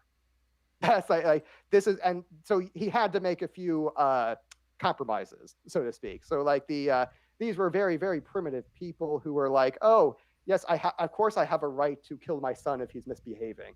He's my son. Why wouldn't I have a right to kill him? Like this is the level. And so like what God would try to do in these circumstances is, if they have a really, really, really barbaric behavior, let's just try to minimize the damage. And given that this is a voluntary covenant, I have to make the law such that most of the people will follow it most of the time. Like that's kind of the bar. And so like, if they have this really barbaric belief that I'm allowed to kill my son, why wouldn't I have the right to kill my son? God's like, okay, let's just give him a trial first. That was the rule. It's like, oh, okay. I get that if I make a law and it's effectively voluntary, that okay, there's basically no real enforcement of it. I got to make it so that you're going to voluntarily follow it. If you think, okay, it's a low enough bar that people are likely to follow it. And one such thing was they had a belief that of course I'm allowed to kill my son, and he's like, well, okay, let's just give him a trial first. And this is actually something that might have been quite useful, like a few years ago with that one school shooter that had been called like 40 times, because that was the sort of idea that this was useful for, was that that kind of kid that is so violent and dangerous that you as a parent are like, I better kill my kid. This guy's dangerous. It's like that's the level, that kind of incentive. No one's incentivized to really want to kill their kid. No father wants to do that unless the kid really is just that dangerous. And it really was only for boys, and there were a whole bunch of other things in there that that are kind of like that. Another popular example is homosexuality. And the reason it got a death penalty, it's still bad today, but for different reasons. The reason like he prohibited that back then was because it was basically synonymous with pedophilia. The Egyptians practiced homosexuality the same way that the Greeks did, which was basically an older man and a younger boy. And and it also has it has something of a mind virus to it, where people tend to repeat their trauma. And when you sexually traumatize a little boy like that, there's an overwhelming chance he's going to grow up to do the same. And it's not, again, it's not a 100%, but it's a very, very, very elevated chance. And what he was trying to do was, okay, we need to stop that. That is basically the only system that really does that, because if you do that, you get all sorts of really, really bad systems that come in afterwards. By the way, where we're going, I'll give you a preview. Every civilization that really normalized homosexuality ended up with women not having rights, because what would happen is that men would come to view other men as objects of love and not women. And if women are not viewed as objects of love, they do not get rights from men who don't give it to them. Right. That makes sense. And this is why every single civilization that normalized homosexuality came to always see women not as objects of love and to treat them as second-class citizens. And this was the major revolution that of Judaism and Christianity is, okay, we're going to get rid of homosexuality, and we're going to elevate women so that half the population can have a relatively similar level of rights and standard of living and not be treated like garbage. And if you don't do that, bad things happen. Because this is where because women end up being very good civilizers to men. And so if the women are treated like second-class citizens, the men don't get civilized. If the men don't get civilized, you get a really violent civilization that doesn't do well with this idea of love. Again, the whole idea is to be based off of real love that is going to be maximized in a way. And having homosexuality built into that system is a malinvestment. It does not maximize the amount of love that you can get. and it definitely doesn't maximize the amount of liberty you get. And this is where we're going, by the way, is women about to get the second class citizen treatment again, and it's basically by their own design. Ironically, they're the ones who really helped normalize homosexuality, which is it's gonna bite them in the ass, and give it a few generations. Right? It doesn't happen overnight, but hey, we did warn you that the next problem, if you normalize homosexuality, what they're gonna go after next is pedophilia. That you can already see them laying the groundwork for it. And basically, once you can start traumatizing kids that early, they don't grow mentally, and they become very chaotic, and they're going to end up getting violent. They're unable to really value women that way. If you look at newly straight white male Milo Yiannopoulos, he really struggles with valuing women. And he says this openly. It's like, I can be horrible to them because I don't want to sleep with them. And he's exactly right, by the way, because that actually is the incentive system. It's a powerful hack. It's a powerful structuring that men are incentivized to take care of women because they want sex. And the best way to get sex, getting back to the empathy and the low time preference thing, the best way to get the best sex is not to take it by force. So you can take it by force, but that's not adaptive. That's not going to sustain itself in the long run, especially if your goal is to sustain your own bloodline and for your bloodline to not only exist, but to exist with honor, to be remembered fondly, and to have an honorable characteristic. And moreover, it's like, if you want to have this idea of love built into any good system of law, and and love has a component of low time preference to it because it always desires the good of the beloved, and and that is balanced over time too. So you're not just going to say, hey, I'm going to give my kid all the stuff in the world he wants as a 3-year-old because that's going to spoil him. Love will actually balance that out and say that, okay, he gets a little by little as he gets older, as he gets more responsible. I'm gonna, the more responsible he gets, the more I'm going to help him, and so it's a proper feedback loop that works really well.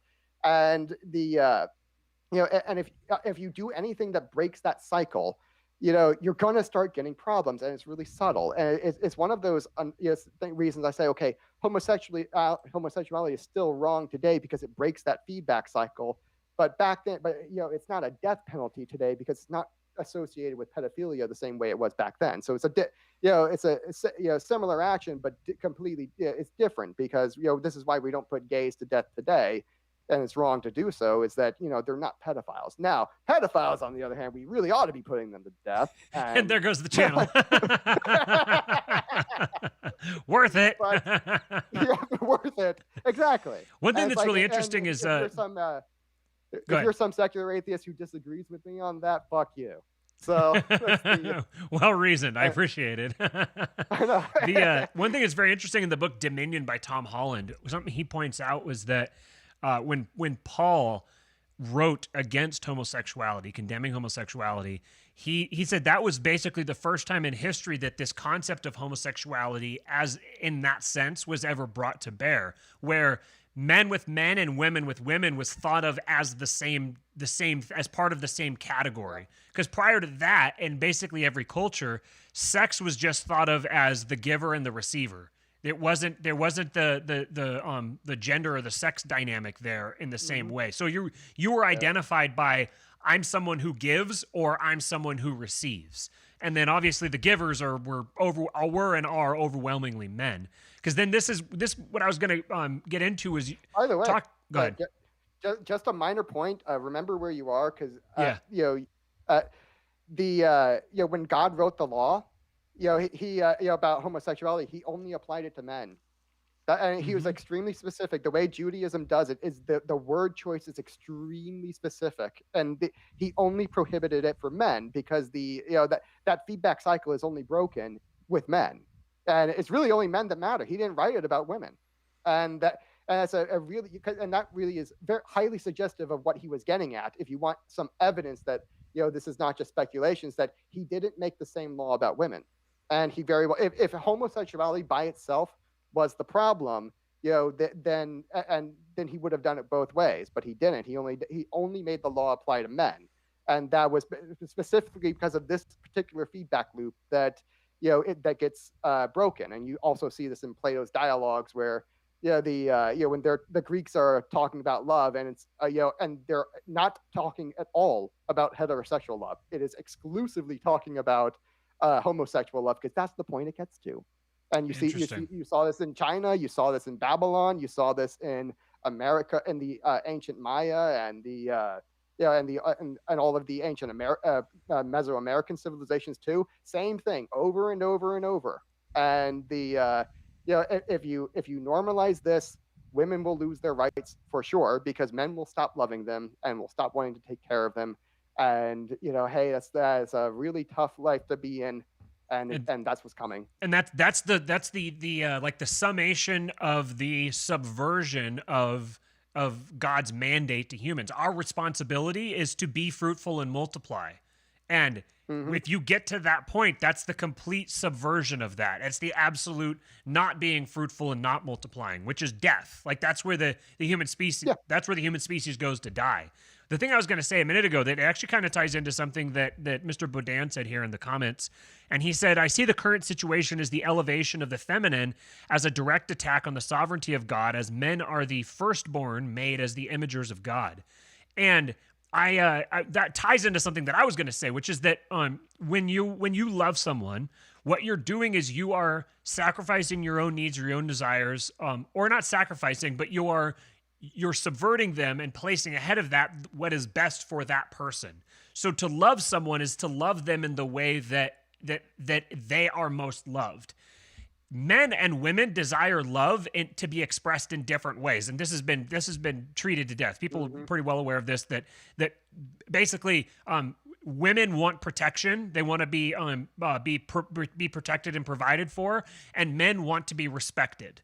These are the most fundamental expressions of love for each. And this is a positive feedback loop where if the women respect the man will protect the woman. And if the man wants the woman, then he must become someone worthy of respect. So you get this positive feedback loop where they naturally, if they naturally love one another, then they will build each other up. But ultimately, there's women I'm sure who will hear this and be like, oh well, men are sovereign, men are the head of the household. That's like that's somehow is demeaning to women, and it's the opposite. It's that men have the ultimate responsibility to provide and protect and care for the house, and then the women are responsible for passing on the values to the future generation and ensuring that the future generation grows up to build upon the foundation of the prior generation. So women are when in popular culture today, when they talk about how like it's demeaning to women to not let them go to work and pursue their career or whatever, it's like, and it's somehow it's sexist to say that women should stay at home and take care of the children. It's like staying at home and taking care of the children is the most important possible responsibility. This is another, because you're literally creating the future. You're creating and dictating and determining what the future of the society will look like. And Tom Holland, in that same book, in Dominion, he described how we take our Western, over the last 2,000 years of ideological evolution, we have a frame that we don't fully realize. It's the water that we swim in that we don't realize. The fish who's like, I don't know what water is. We impute that back upon these old cultures when we look at them. So he said, if you go to ancient Rome or ancient Greece and you look in an encyclopedia about that culture, it'll have a section for religions. And the religion is like separate from the rest of the culture, that it's like, this is the religion, these were the gods they worshipped, here's how they practice the religion.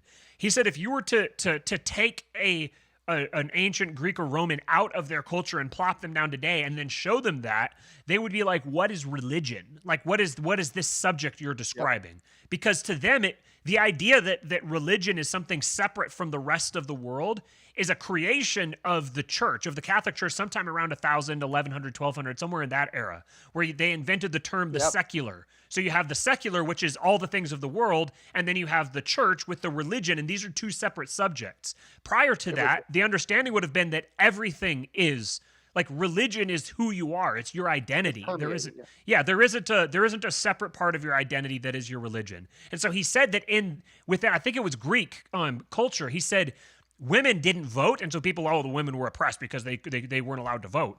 But he said if you took that Greek guy and you put him here today, he'd be like, why would women vote? Like, it would be a waste of their time to go vote. That stuff isn't as important as what they were doing, which was serving in the temple and ministering to the gods and conveying the messages from the gods. Like, that was what their responsibility was within that culture, and it was a massive responsibility.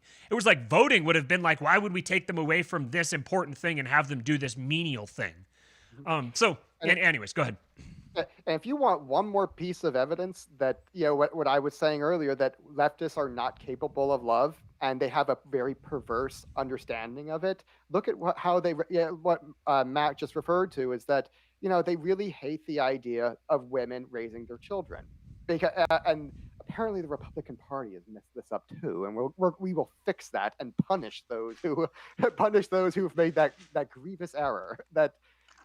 Because they have this idea that, oh no, it is oppression for women to have to stay home with the children they love and, teach them good moral values. And, and it's oppression for the man to, go out doing backbreaking work, usually manual labor, if we're, putting this in a historical context, and in order to, earn money, take all this pain and responsibility to earn money and just give it out of the kindness of and love of his heart to his wife and his children whom he loves. This is oppression. And they hate the idea of love. They hate the incentive system. They hate the way it works. Are perverse and screwed up people. And these are not people who should ever have power. And these are not people we should be pandering to. These are not people who should have a seat at the table for the discussion for how society should work. These are people who should be shunned and loved. If they change themselves and become more lovable people, okay, we can readdress the situation. But until that hell freezes over, that's never going to happen, and we shouldn't be designing a system around that. And the if you and this is a major problem of the left. They don't like the idea of love, and they never ever will, and they're trying to create chaos in order to build, have this archotropism circuit where they can justify force and create their own society that is based on force. This their idea of a family is something that where every family member has a gun and is pointed at each other. It's all based on force, and this is their fundamental idea of family is force. It's based on force instead of voluntary love. And this is why I say leftism is rape. That I'm going to make that a meme. All leftism is rape, and because it is antithetical to love. And and again, if you want the best sex, you should start start by becoming a very attractive male, and you should acquire wealth, power, and influence. These things are they never fail, and and then you should start by marrying and then next you acquire a very traditional conservative wife, and you put a ring on her finger and do the proposal, flowers, all that song and dance, whatever it takes, and you marry her, and then you go from there. That should be step one.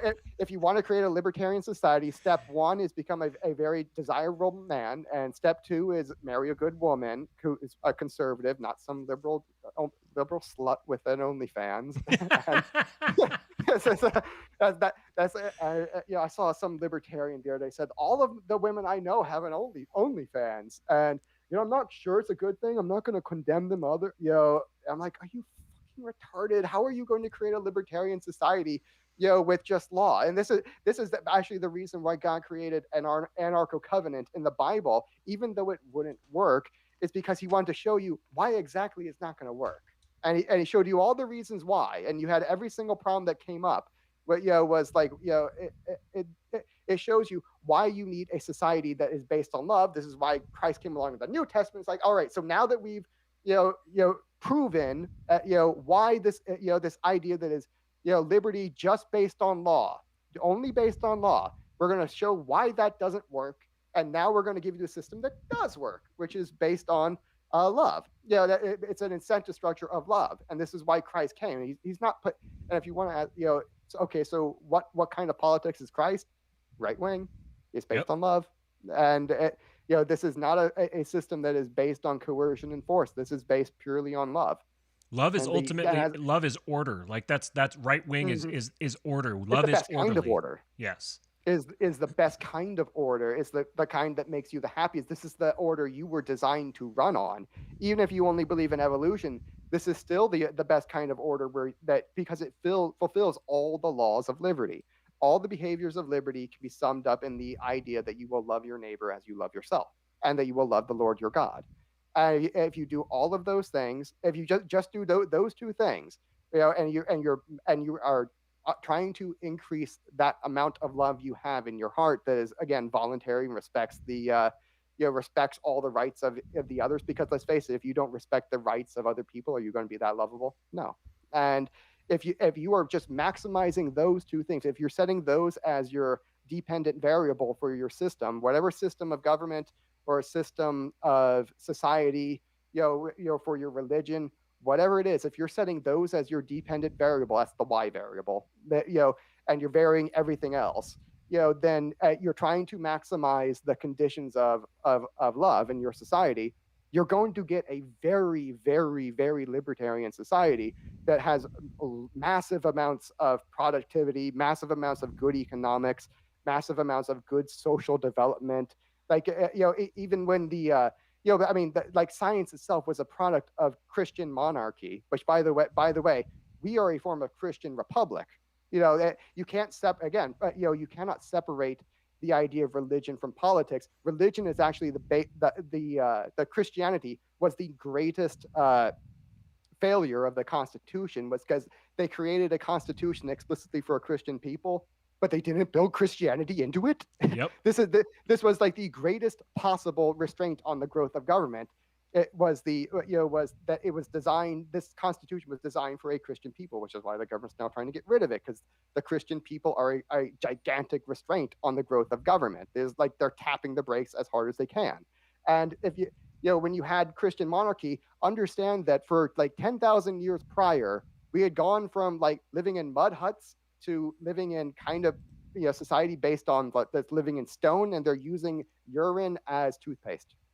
That was where we got into. It's like, no, they literally in Rome they used to use urine as toothpaste, and all the way up to like year 500 or something like that, when Christianity really started to take over in the form of monarchy. And that was where we got into in 10,000 years. And 1,000 years later, we were having colleges, we were building cathedrals, we had the idea of a real Christian loving family. We'd invented the idea of science, which back then they called natural theology. This idea of the secular. Just pulled up that tweet that I did the other day. Science is the exploration of the nature of God. Yep. And and it really is true, because that was the idea, was that the original name for science was natural theology. And it's like we had invented science, multiple disciplines of science. We kind of mastered astronomy. We're like, okay, instead of like cycles and epicycles, everything goes around the sun, and it's a whole lot easier. And we just mastered. We invented deep sea water navigation, which really broke up the Ottoman Empire. That was the thing that fucked them over, was that they used to intercept all of our trade routes, and that prevented a lot of economic progress. And then the Christian monarchy in Europe invented deep sea water navigation, so where we didn't have to go through the old trade routes anymore, and that screwed over the Ottoman Empire. Otherwise, we'd all be speaking Arabic right now. And and you don't get that unless you have an extraordinary low time preference government and extremely low time preference religion to go with it. And the idea that you're going to separate religion from state is it's like you're trying to separate I don't know, like that the left you're trying to separate the negative terminal of a magnet from the positive terminal of a magnet. That doesn't work. The state is the expression of the religion. Exactly. Yes, it is. And if there's a mismatch there, that's why you will get Christianity getting broken down today, because democracy is a very, very low time preference. I mean, extremely high time preference in terms of its preference for power. Kind of where we started is that the democracy has a very high time preference for power. They want to consume everything automatically, because that's the incentive system, is that you get rewarded for telling the most lies and getting the most sociopaths and useful idiots on your side.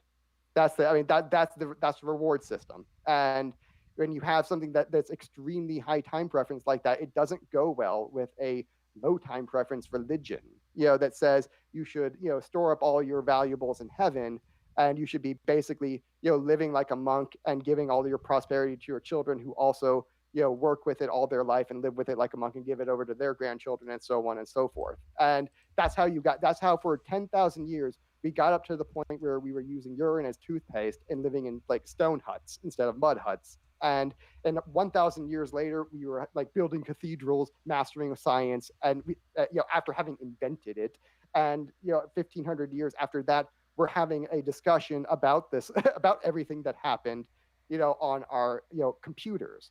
And this doesn't happen unless you have a good low time preference religion that is based on love, and in a state that roughly mirrors that. That because you're going to have a state for the left no matter what. By the way, that's not the for the libertarian anarchists who would say, oh, so if you have a have a state, what's the what is it they say about the so we need a state because people are evil, and then isn't that just going to be, you're going to have evil people ruling? They have like some criticism like that. I know I just butchered it, but no, the reason is you have a state in spite because people are evil, not because people are good. In spite of the fact people are good, and the people who occupy that state must be good people. And the state is going to exist no matter what. It's a matter of whether it will be occupied by good people or evil people. And if good people stay out of it, then it'll only be occupied by evil people.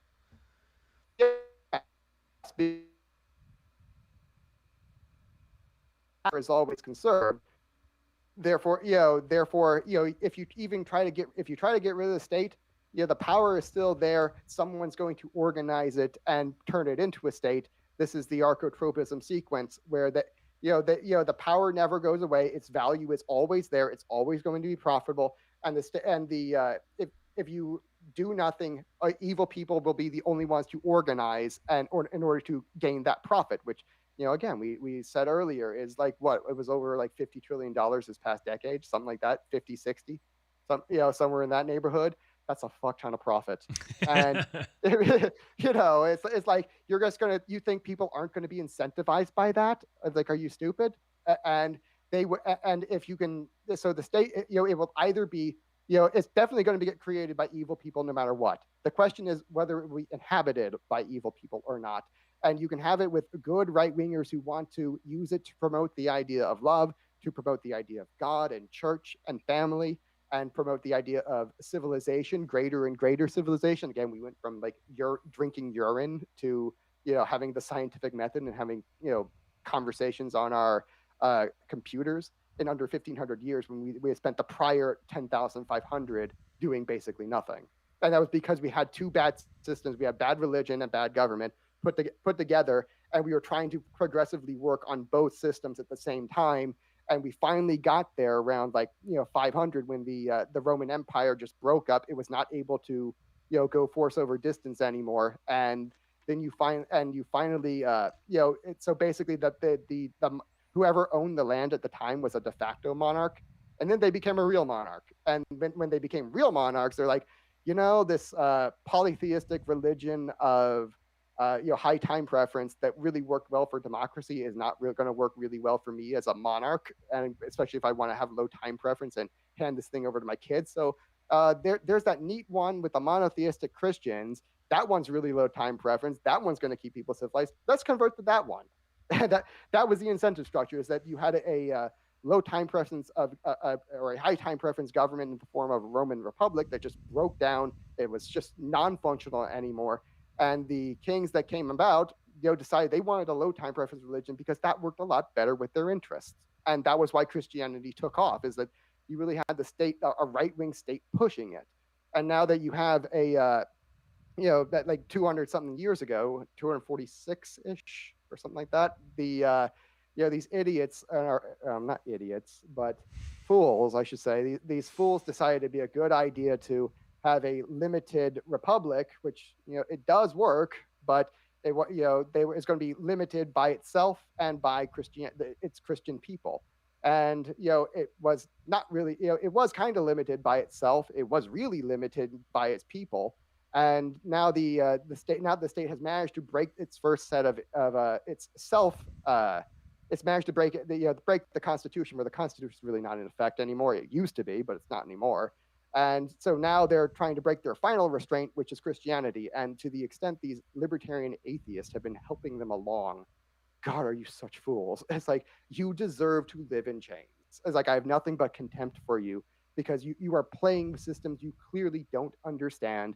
And you are helping the state elevate its own time preference for power, which, by the way, high time preference for power is what tyranny looks like.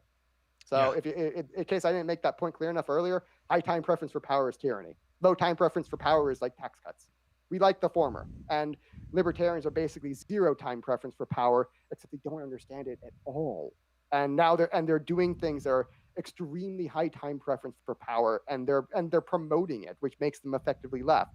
And there's been some confusion I've had earlier about what is left and what is right.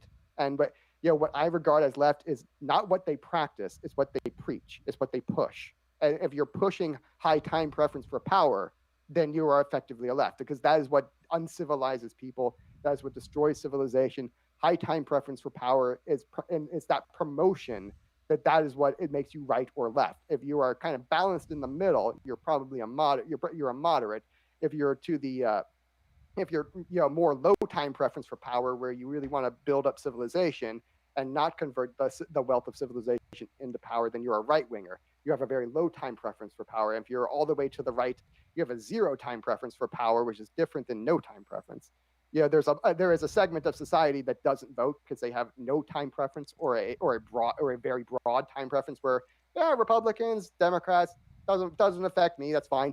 That's no time preference, or a broad time preference, where they're fine with either one. They're fine with high. They're fine with low. Fine with the middle. It works for them. That's why they don't vote. And that's distinct from a zero time preference, which is where I want no power ever converted into political power. That's what libertarians are, except they because they don't understand the power system. That all they know is they want zero, and that's it. And that's it. They don't understand the people who want low. They don't understand the middle. They don't understand the high. And because of that, they think it's all this, and they have this blindness that makes them think it's all the same, and it's not. It's really, really not. And that's an extremely important point. So if you're going around saying, "Oh, I want all these," I have this imagination of what it's supposed to look like, and therefore and they think the way to go from A to Z is just get rid of the state. And it's like, no, because that doesn't get rid of the time preference for power. That the state exists because people have a preference for power. It can be low, middle, high, and very, very rarely zero. And that's why it exists. And by the way, if you think that all these unvoting people are going to be fine with zero, probably not. They have a broad preference, but chances are it's not zero. And if you look at what they if you look at how their opinion polls, they tend to have an overwhelmingly high preference for Democrats, which means that they're fine with low, they're fine with high, but they're a lot more fine with high. So if you all of a sudden go to zero with them, that's probably going to upset them. They're not peaceful. Just because you get rid of the state doesn't mean you get rid of the power. The power will always be there, and it will always flow somewhere. And it will always be used at some point. It's going to be used at some point by someone in some circumstance. And so you're wanting to try to engineer a system where it's used by the best people in the right circumstance. Mm-hmm. And just because you get rid of the state doesn't mean you get rid of the people's preference that created the state. And right. So they're just going to end up recreating what you destroyed, because you didn't solve the underlying factor, which is that they want people have a preference. And if you're if you end up solving that issue, let us know, because the Christians have been trying to figure that out for like 2 millennia now. It's like because this is also how do you have a wonderful civilization full of godly Christian people that have a very low time preference for power, and they always want to use love, not coercion? If you figure out how to make that system, you have figured out something that all the monotheists have been, from Judaism back, 3,500 years ago, to Christianity today, and even to a much lesser extent Islam. Islam still has the same exact features, but they're just a lot more mitigated and they're a lot more reliant on force. But if you solve that problem, like you've solved the Christian problem of sin. This is like that. That's how big that solution is. That's how big. By the way, that's that's the problem that you actually have to solve is how do you get people to have a low time preference for power or a zero time preference, and you don't need to get them all, but you need to get most of them, and and if you solve this problem, you've effectively solved all of the problems that Christianity has been trying to solve in creating these good godlike people, who you just love each other voluntarily and fulfill the whole law of liberty.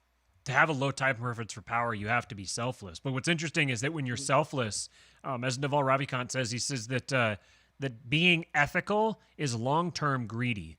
Because if you are ethical today, this was the thing I was trying to get at earlier. Actually, I remembered with like Caesar and Octavian and Henry VIII, is that these guys, there's so many of these cases where they were behaving very, very, at least on the surface, they were behaving very ethically and very graciously, and they were doing things that were very kind, and for that reason, they were being rewarded immensely. People were giving them, they were earning people's obedience. They were earning people's devotion. But inevitably, at some point, they would do something selfish. They would backstab someone, or they would do something unethical. Somehow they would step out of their character. They would do something that would piss somebody else off. And they knew that they were doing it too. They knew that, like, at this point, I'm going to do this thing that's going to piss him off, but I'm in position to profit from it, so I can benefit, and he's not. He's going to lose, and I'll win. Once they've done that, they've seeded their own future destruction, because all of those things ultimately came back around. Brutus ultimately came around to be the one who delivered the death blow to Caesar's dick, when he because Caesar didn't treat him with perfect love. He didn't treat him with absolute empathy. He ultimately placed himself above Brutus in some sense, and that he ended up being the one who dealt the death blow. So it's fascinating that these guys, that if you were able to behave with perfect love, you would become the most powerful person on the planet, because everybody would be in your would owe you. Everyone would be in your service, because they would all want a piece. Yes, and they would all want to do it. It would be something they're actively seeking to do. That's a king. A king is the person who is so self-deprecating and so selfless that everybody wants to serve him. And he has the power to do so. It's like he has that power, that freedom, that ability to really spread love to that many people. That's what ends up making him king. And and the reason is it's a much more cost efficient system, where again, the problem of slavery is that you have to they only do the minimum to avoid the whip, and whereas if love, they will do the maximum they can possibly do to the extent. And so when you have like Julius and Octavian, who are kind of mimicking love, this is a much more cost-effective system for consolidating power. And when you finally run into someone who cannot be bribed by love, aka a leftist, that's the person you need to use power against. And the more you do that, that's an Archotropism circuit. The more if you use violence, you're going to have to eventually, but the more you do it, the more chaos you're creating, the more the more leftist you're going to make. And because that's something it's an action that's inherently unlovable. People hate it. And that's why it's a cost inefficient system. You may still have to do it, but it's something you should definitely try to minimize as a right winger, because you want to use the love circuit in order to accumulate your power, and what's left for the left is to use that force and rape circuit, to accumulate their power. And if you so if you're Julius Caesar, that's just why it's just cheaper to pay bribes to people and make them love you like that. And by the way, if you're giving people money, they love you. It's a way cheaper to buy power, and the problem you'll end up running into is just the people who can't be bought. And at that point, you're left with like three options: you're going to have to bribe them, bully them, or blackmail them. And those are the or kill them maybe. That's that's an extension of bully, I would say. But those are but those are your three main methods: bribe, bully, blackmail. And bribe is by far the cheapest and the easiest because this is the one that most closely mimics love. Obviously we're talking mimicry here, not the real thing. But if they do love you, that's much better. But the real thing, the real kind of love, that works much better. But if you don't have that, you're stuck with those three. Bribery is the cheapest of them. And when you see Caesar and Octavian, passing out bribes and favors and stuff like that to everybody, and that's the kind of thing that really, really works. And eventually you're going to run into the left just like Brutus or Judas, and it's not going to work. And you're going to just start cracking skulls, and that's the main reason for it. It's a cost-effective solution. It's more profitable just do bribery and stuff like that than it is to step out. So if you're a king that only relies on force and fists and guns, this is the you're not going to last very long because people don't like that, and you're squandering your power. That's what you're really doing, is you're squandering it, because anytime again. Converting to kinetic power from potential is a cost. This lowers the productivity. This is a real cost, and so it's a cost to power. This is the way you squander it. Tyranny always squanders its whatever it was entrusted with. Tyranny, democracy, it always squanders the wealth of society because this is the incentive circuit. Ultimately it's a betrayal of duty. It's a betrayal of obligation. And it's interesting too. Moldbug points out that that tyranny is not a product of absolute power. Tyranny is a product of power that's under threat. An insecure monarch or an insecure sovereign, who actually wouldn't be sovereign. If he's insecure, he's not sovereign. But an insecure ruler is the most dangerous person. If you want to get the worst version of the state possible, you attack it on its face, or you threaten its sovereignty, you threaten its security. This is why Moldbug's entire thing is all about how do we engineer this in the least violent, most really he's doing it. He's trying to do it from like a secular materialist perspective. But what he's basically saying is how do we execute a peaceful revolution of love? How do we do this in the most loving way possible, where there's no need for violence? We bribe people out of their positions. We put ourselves in the position where we've constructed this alternate, institution or system of governance, and it's booted up and ready to roll. It's ready to operate. It's better in all these different ways. And instead of using it to steamroll people and to beat the shit out of them, which will just all you're doing then is you're just seeding your own future ruin by doing that. Instead of doing that, just give these people pensions and let them retire with honors. We thank you for you guys made the best of a bad deal. We don't begrudge you anything that happened. We understand that you were just operating within a system that had expired. The system just needed to be replaced, and you guys were filling the shoes for us until we could replace it. Now we're ready to replace it. We're so grateful for everything that you did for everyone here. Here's your great pension. Go retire in this beach house and live out your days, and we'll tell fond stories of your era. And now it's time for the future. Like that's order. That's an order. A revolution is chaos. A revolution is leftism. Overthrowing, destroying things, flipping the chessboard, creating resentment and anger and hatred. That's leftism. Order is a peaceful transition to a better system, to a more effective, a more efficient, a more peaceful, a less violent system. It has to be peaceful. If it's not peaceful, then you didn't make things better, you made things worse. You didn't act in love. This is why, when I'm, people, you've seen these political compasses with 4 quadrants. It's like, okay, economically social, or like socially social, or something like that. You're socially left or right, or you're economically left or right, or something like that. I draw mine as a, your vertical axis is your time preference for power. You want it more towards predation or more towards production, and then the other axis is like love versus rape. Which incentive circuit are you using? That one usually gets perfect answers of which one is which. And the you made what was the comment you were just making? I had something really good to say about that. You were just saying, God, I can't believe we keep forgetting this. But you were talking.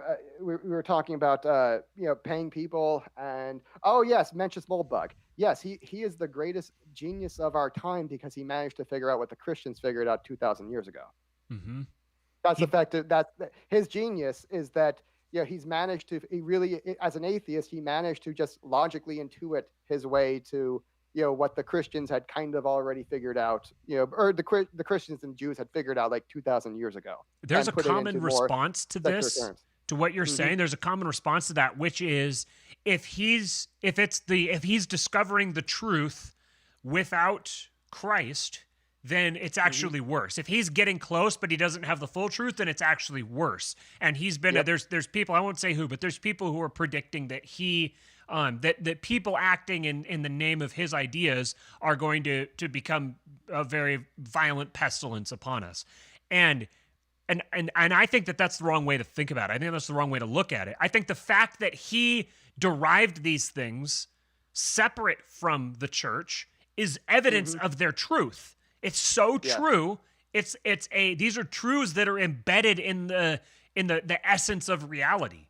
Because again, like the tweet I said that science is the study of the nature of God. If you're studying reality, if you truly believe God is who Christians claim to believe he is, then any study of anything in reality is going to lead you back to him because he is the source of everything. So no matter what you're studying, you should be able to get to the truth. The truth should be manifest in all reality. In any system that you study, you should be able to derive the truth from it.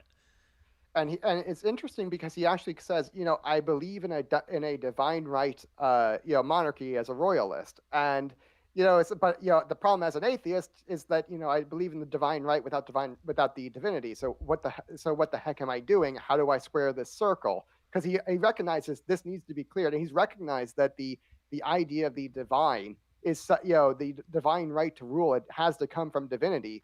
And the answer to his question is, hey, you're going to have to do it through the idea of love.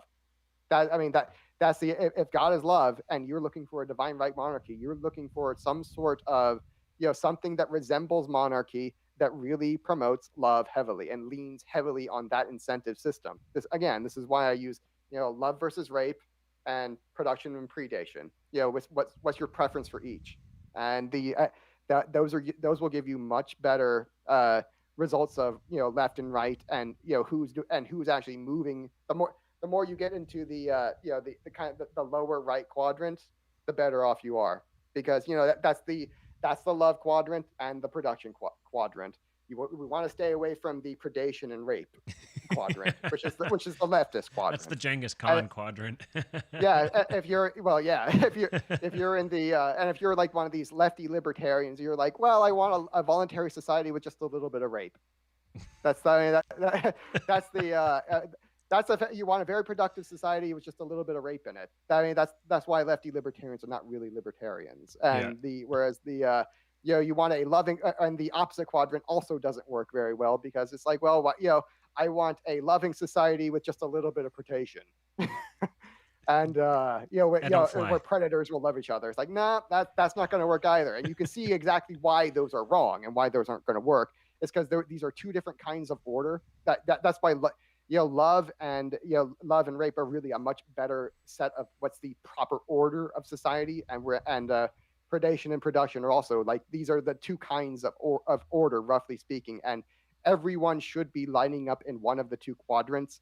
And to the extent that that they don't, it's basically these are paradox people who haven't really thought anything through.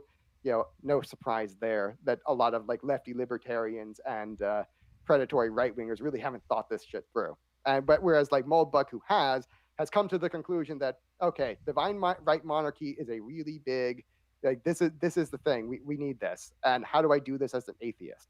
And he's recognized that this is important to his idea of what a government should look like. And I think we're coming up at almost like 2.5 hours here, bro. I'm ready to wrap up. Mr. Bodan in the comments said, Moldbug, this is a great observation. He's hypothetically quoting Moldbug. He said, even Gentiles who do not have God's written law show that they know his law when they instinctively obey it, even without having heard it. That's just a further evidence of he's alluding to Paul in Romans, but that's just further evidence of this being it's the meta truth of the story. The story isn't just true in a literal sense; it's also true in a meta sense. Yeah, Paul also says that back before the law was given, people had, in the beginning, in the early part of Genesis, they had the law written on their hearts. That it's like that they knew the law internally. Like this is the right way to go before God had even told them that this is the right way to go. And it's like we should probably cut it there. Because we just opened up a whole new can of worms right there. We're gonna have to talk about Genesis. We're gonna have to talk about the 12,900 year cycle. We're gonna have to talk about that's relation to the flood and the law that was given to Noah afterwards. And we got to get into some Graham Hancock stuff. Yeah. It's all intricately united. Remember, cycles within cycles within cycles, and they're all different dimensions. This is a multivariate equation where we're trying to maximize the amount of love. Love is the dependent variable of all of the other systems and cycles that we're going to have to optimize for. This is an engineering problem, not a morality problem, not a theological problem.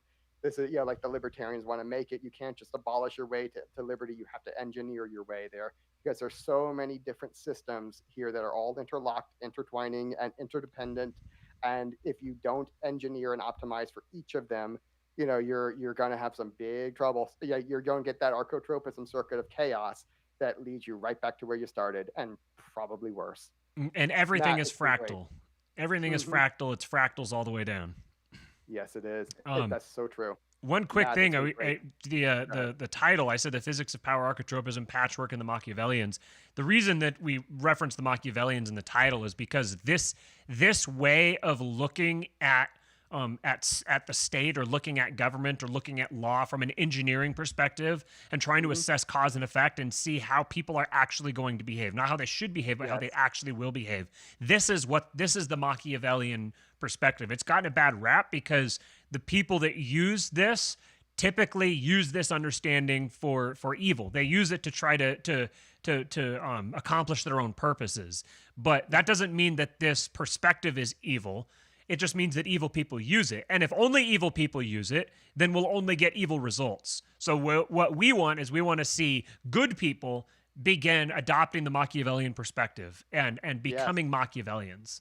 The empirical perspective. You can't just logic your way to a free society. You're going to have to use science to it, the way the Austrians want to. You're going to have to use some sort of empirical method to do so. And that's why they hate Machiavelli. People hate Machiavelli not because he was wrong, but because he was right. Right.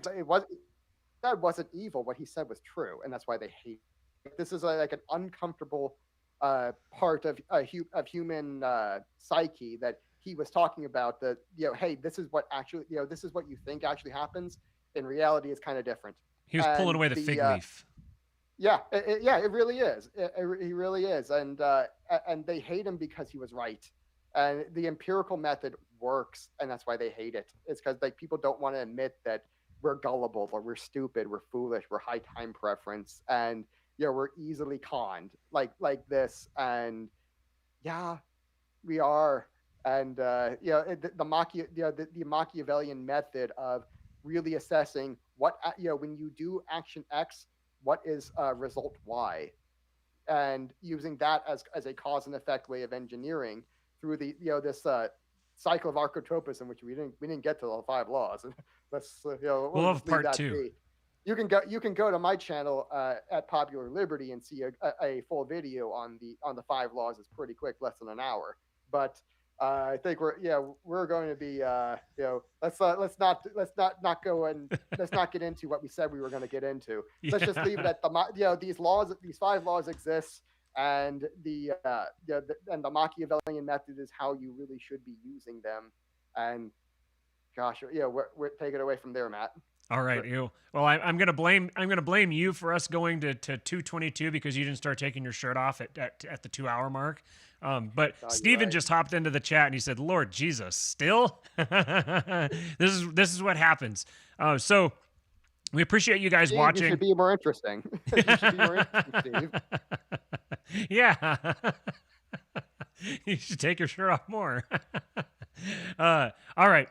This has been another episode of King Pilled. Once again, make sure you check out our sponsor, Paloma Verde, at palomaverdecbd.com, PALOMAVERDECBD.com. Use promo code KING for 25% off any order over $75. I don't know exactly when our next episode is going to be. It may be Wednesday evening, or we might end up skipping our Thursday episode this week, because Thursday is the day that we are going to be, that Amy and I are going to be headed up north. We're going to road trip with an 8-month-old to Washington State. So that's going to be a whole lot of fun. But just follow me. 2.5 hours today. You gave him 2.5 hours. Right, exactly. We gave you 2 episodes worth today. So you can follow me on Twitter at RealKingPilled, and I'll give any updates there as to when we'll be recording. And you can also follow our good man, Mr. Popular here, at Popular Liberty _ on Twitter. Go check out his YouTube channel, Popular Liberty. And you can also search for Archotropism. His stuff is the only one that you'll get with it, because he truly coined the word. And it's spelled ARCHOTROPISM. So go to his channel, watch his videos, especially the series that he's doing right now with John Hartman.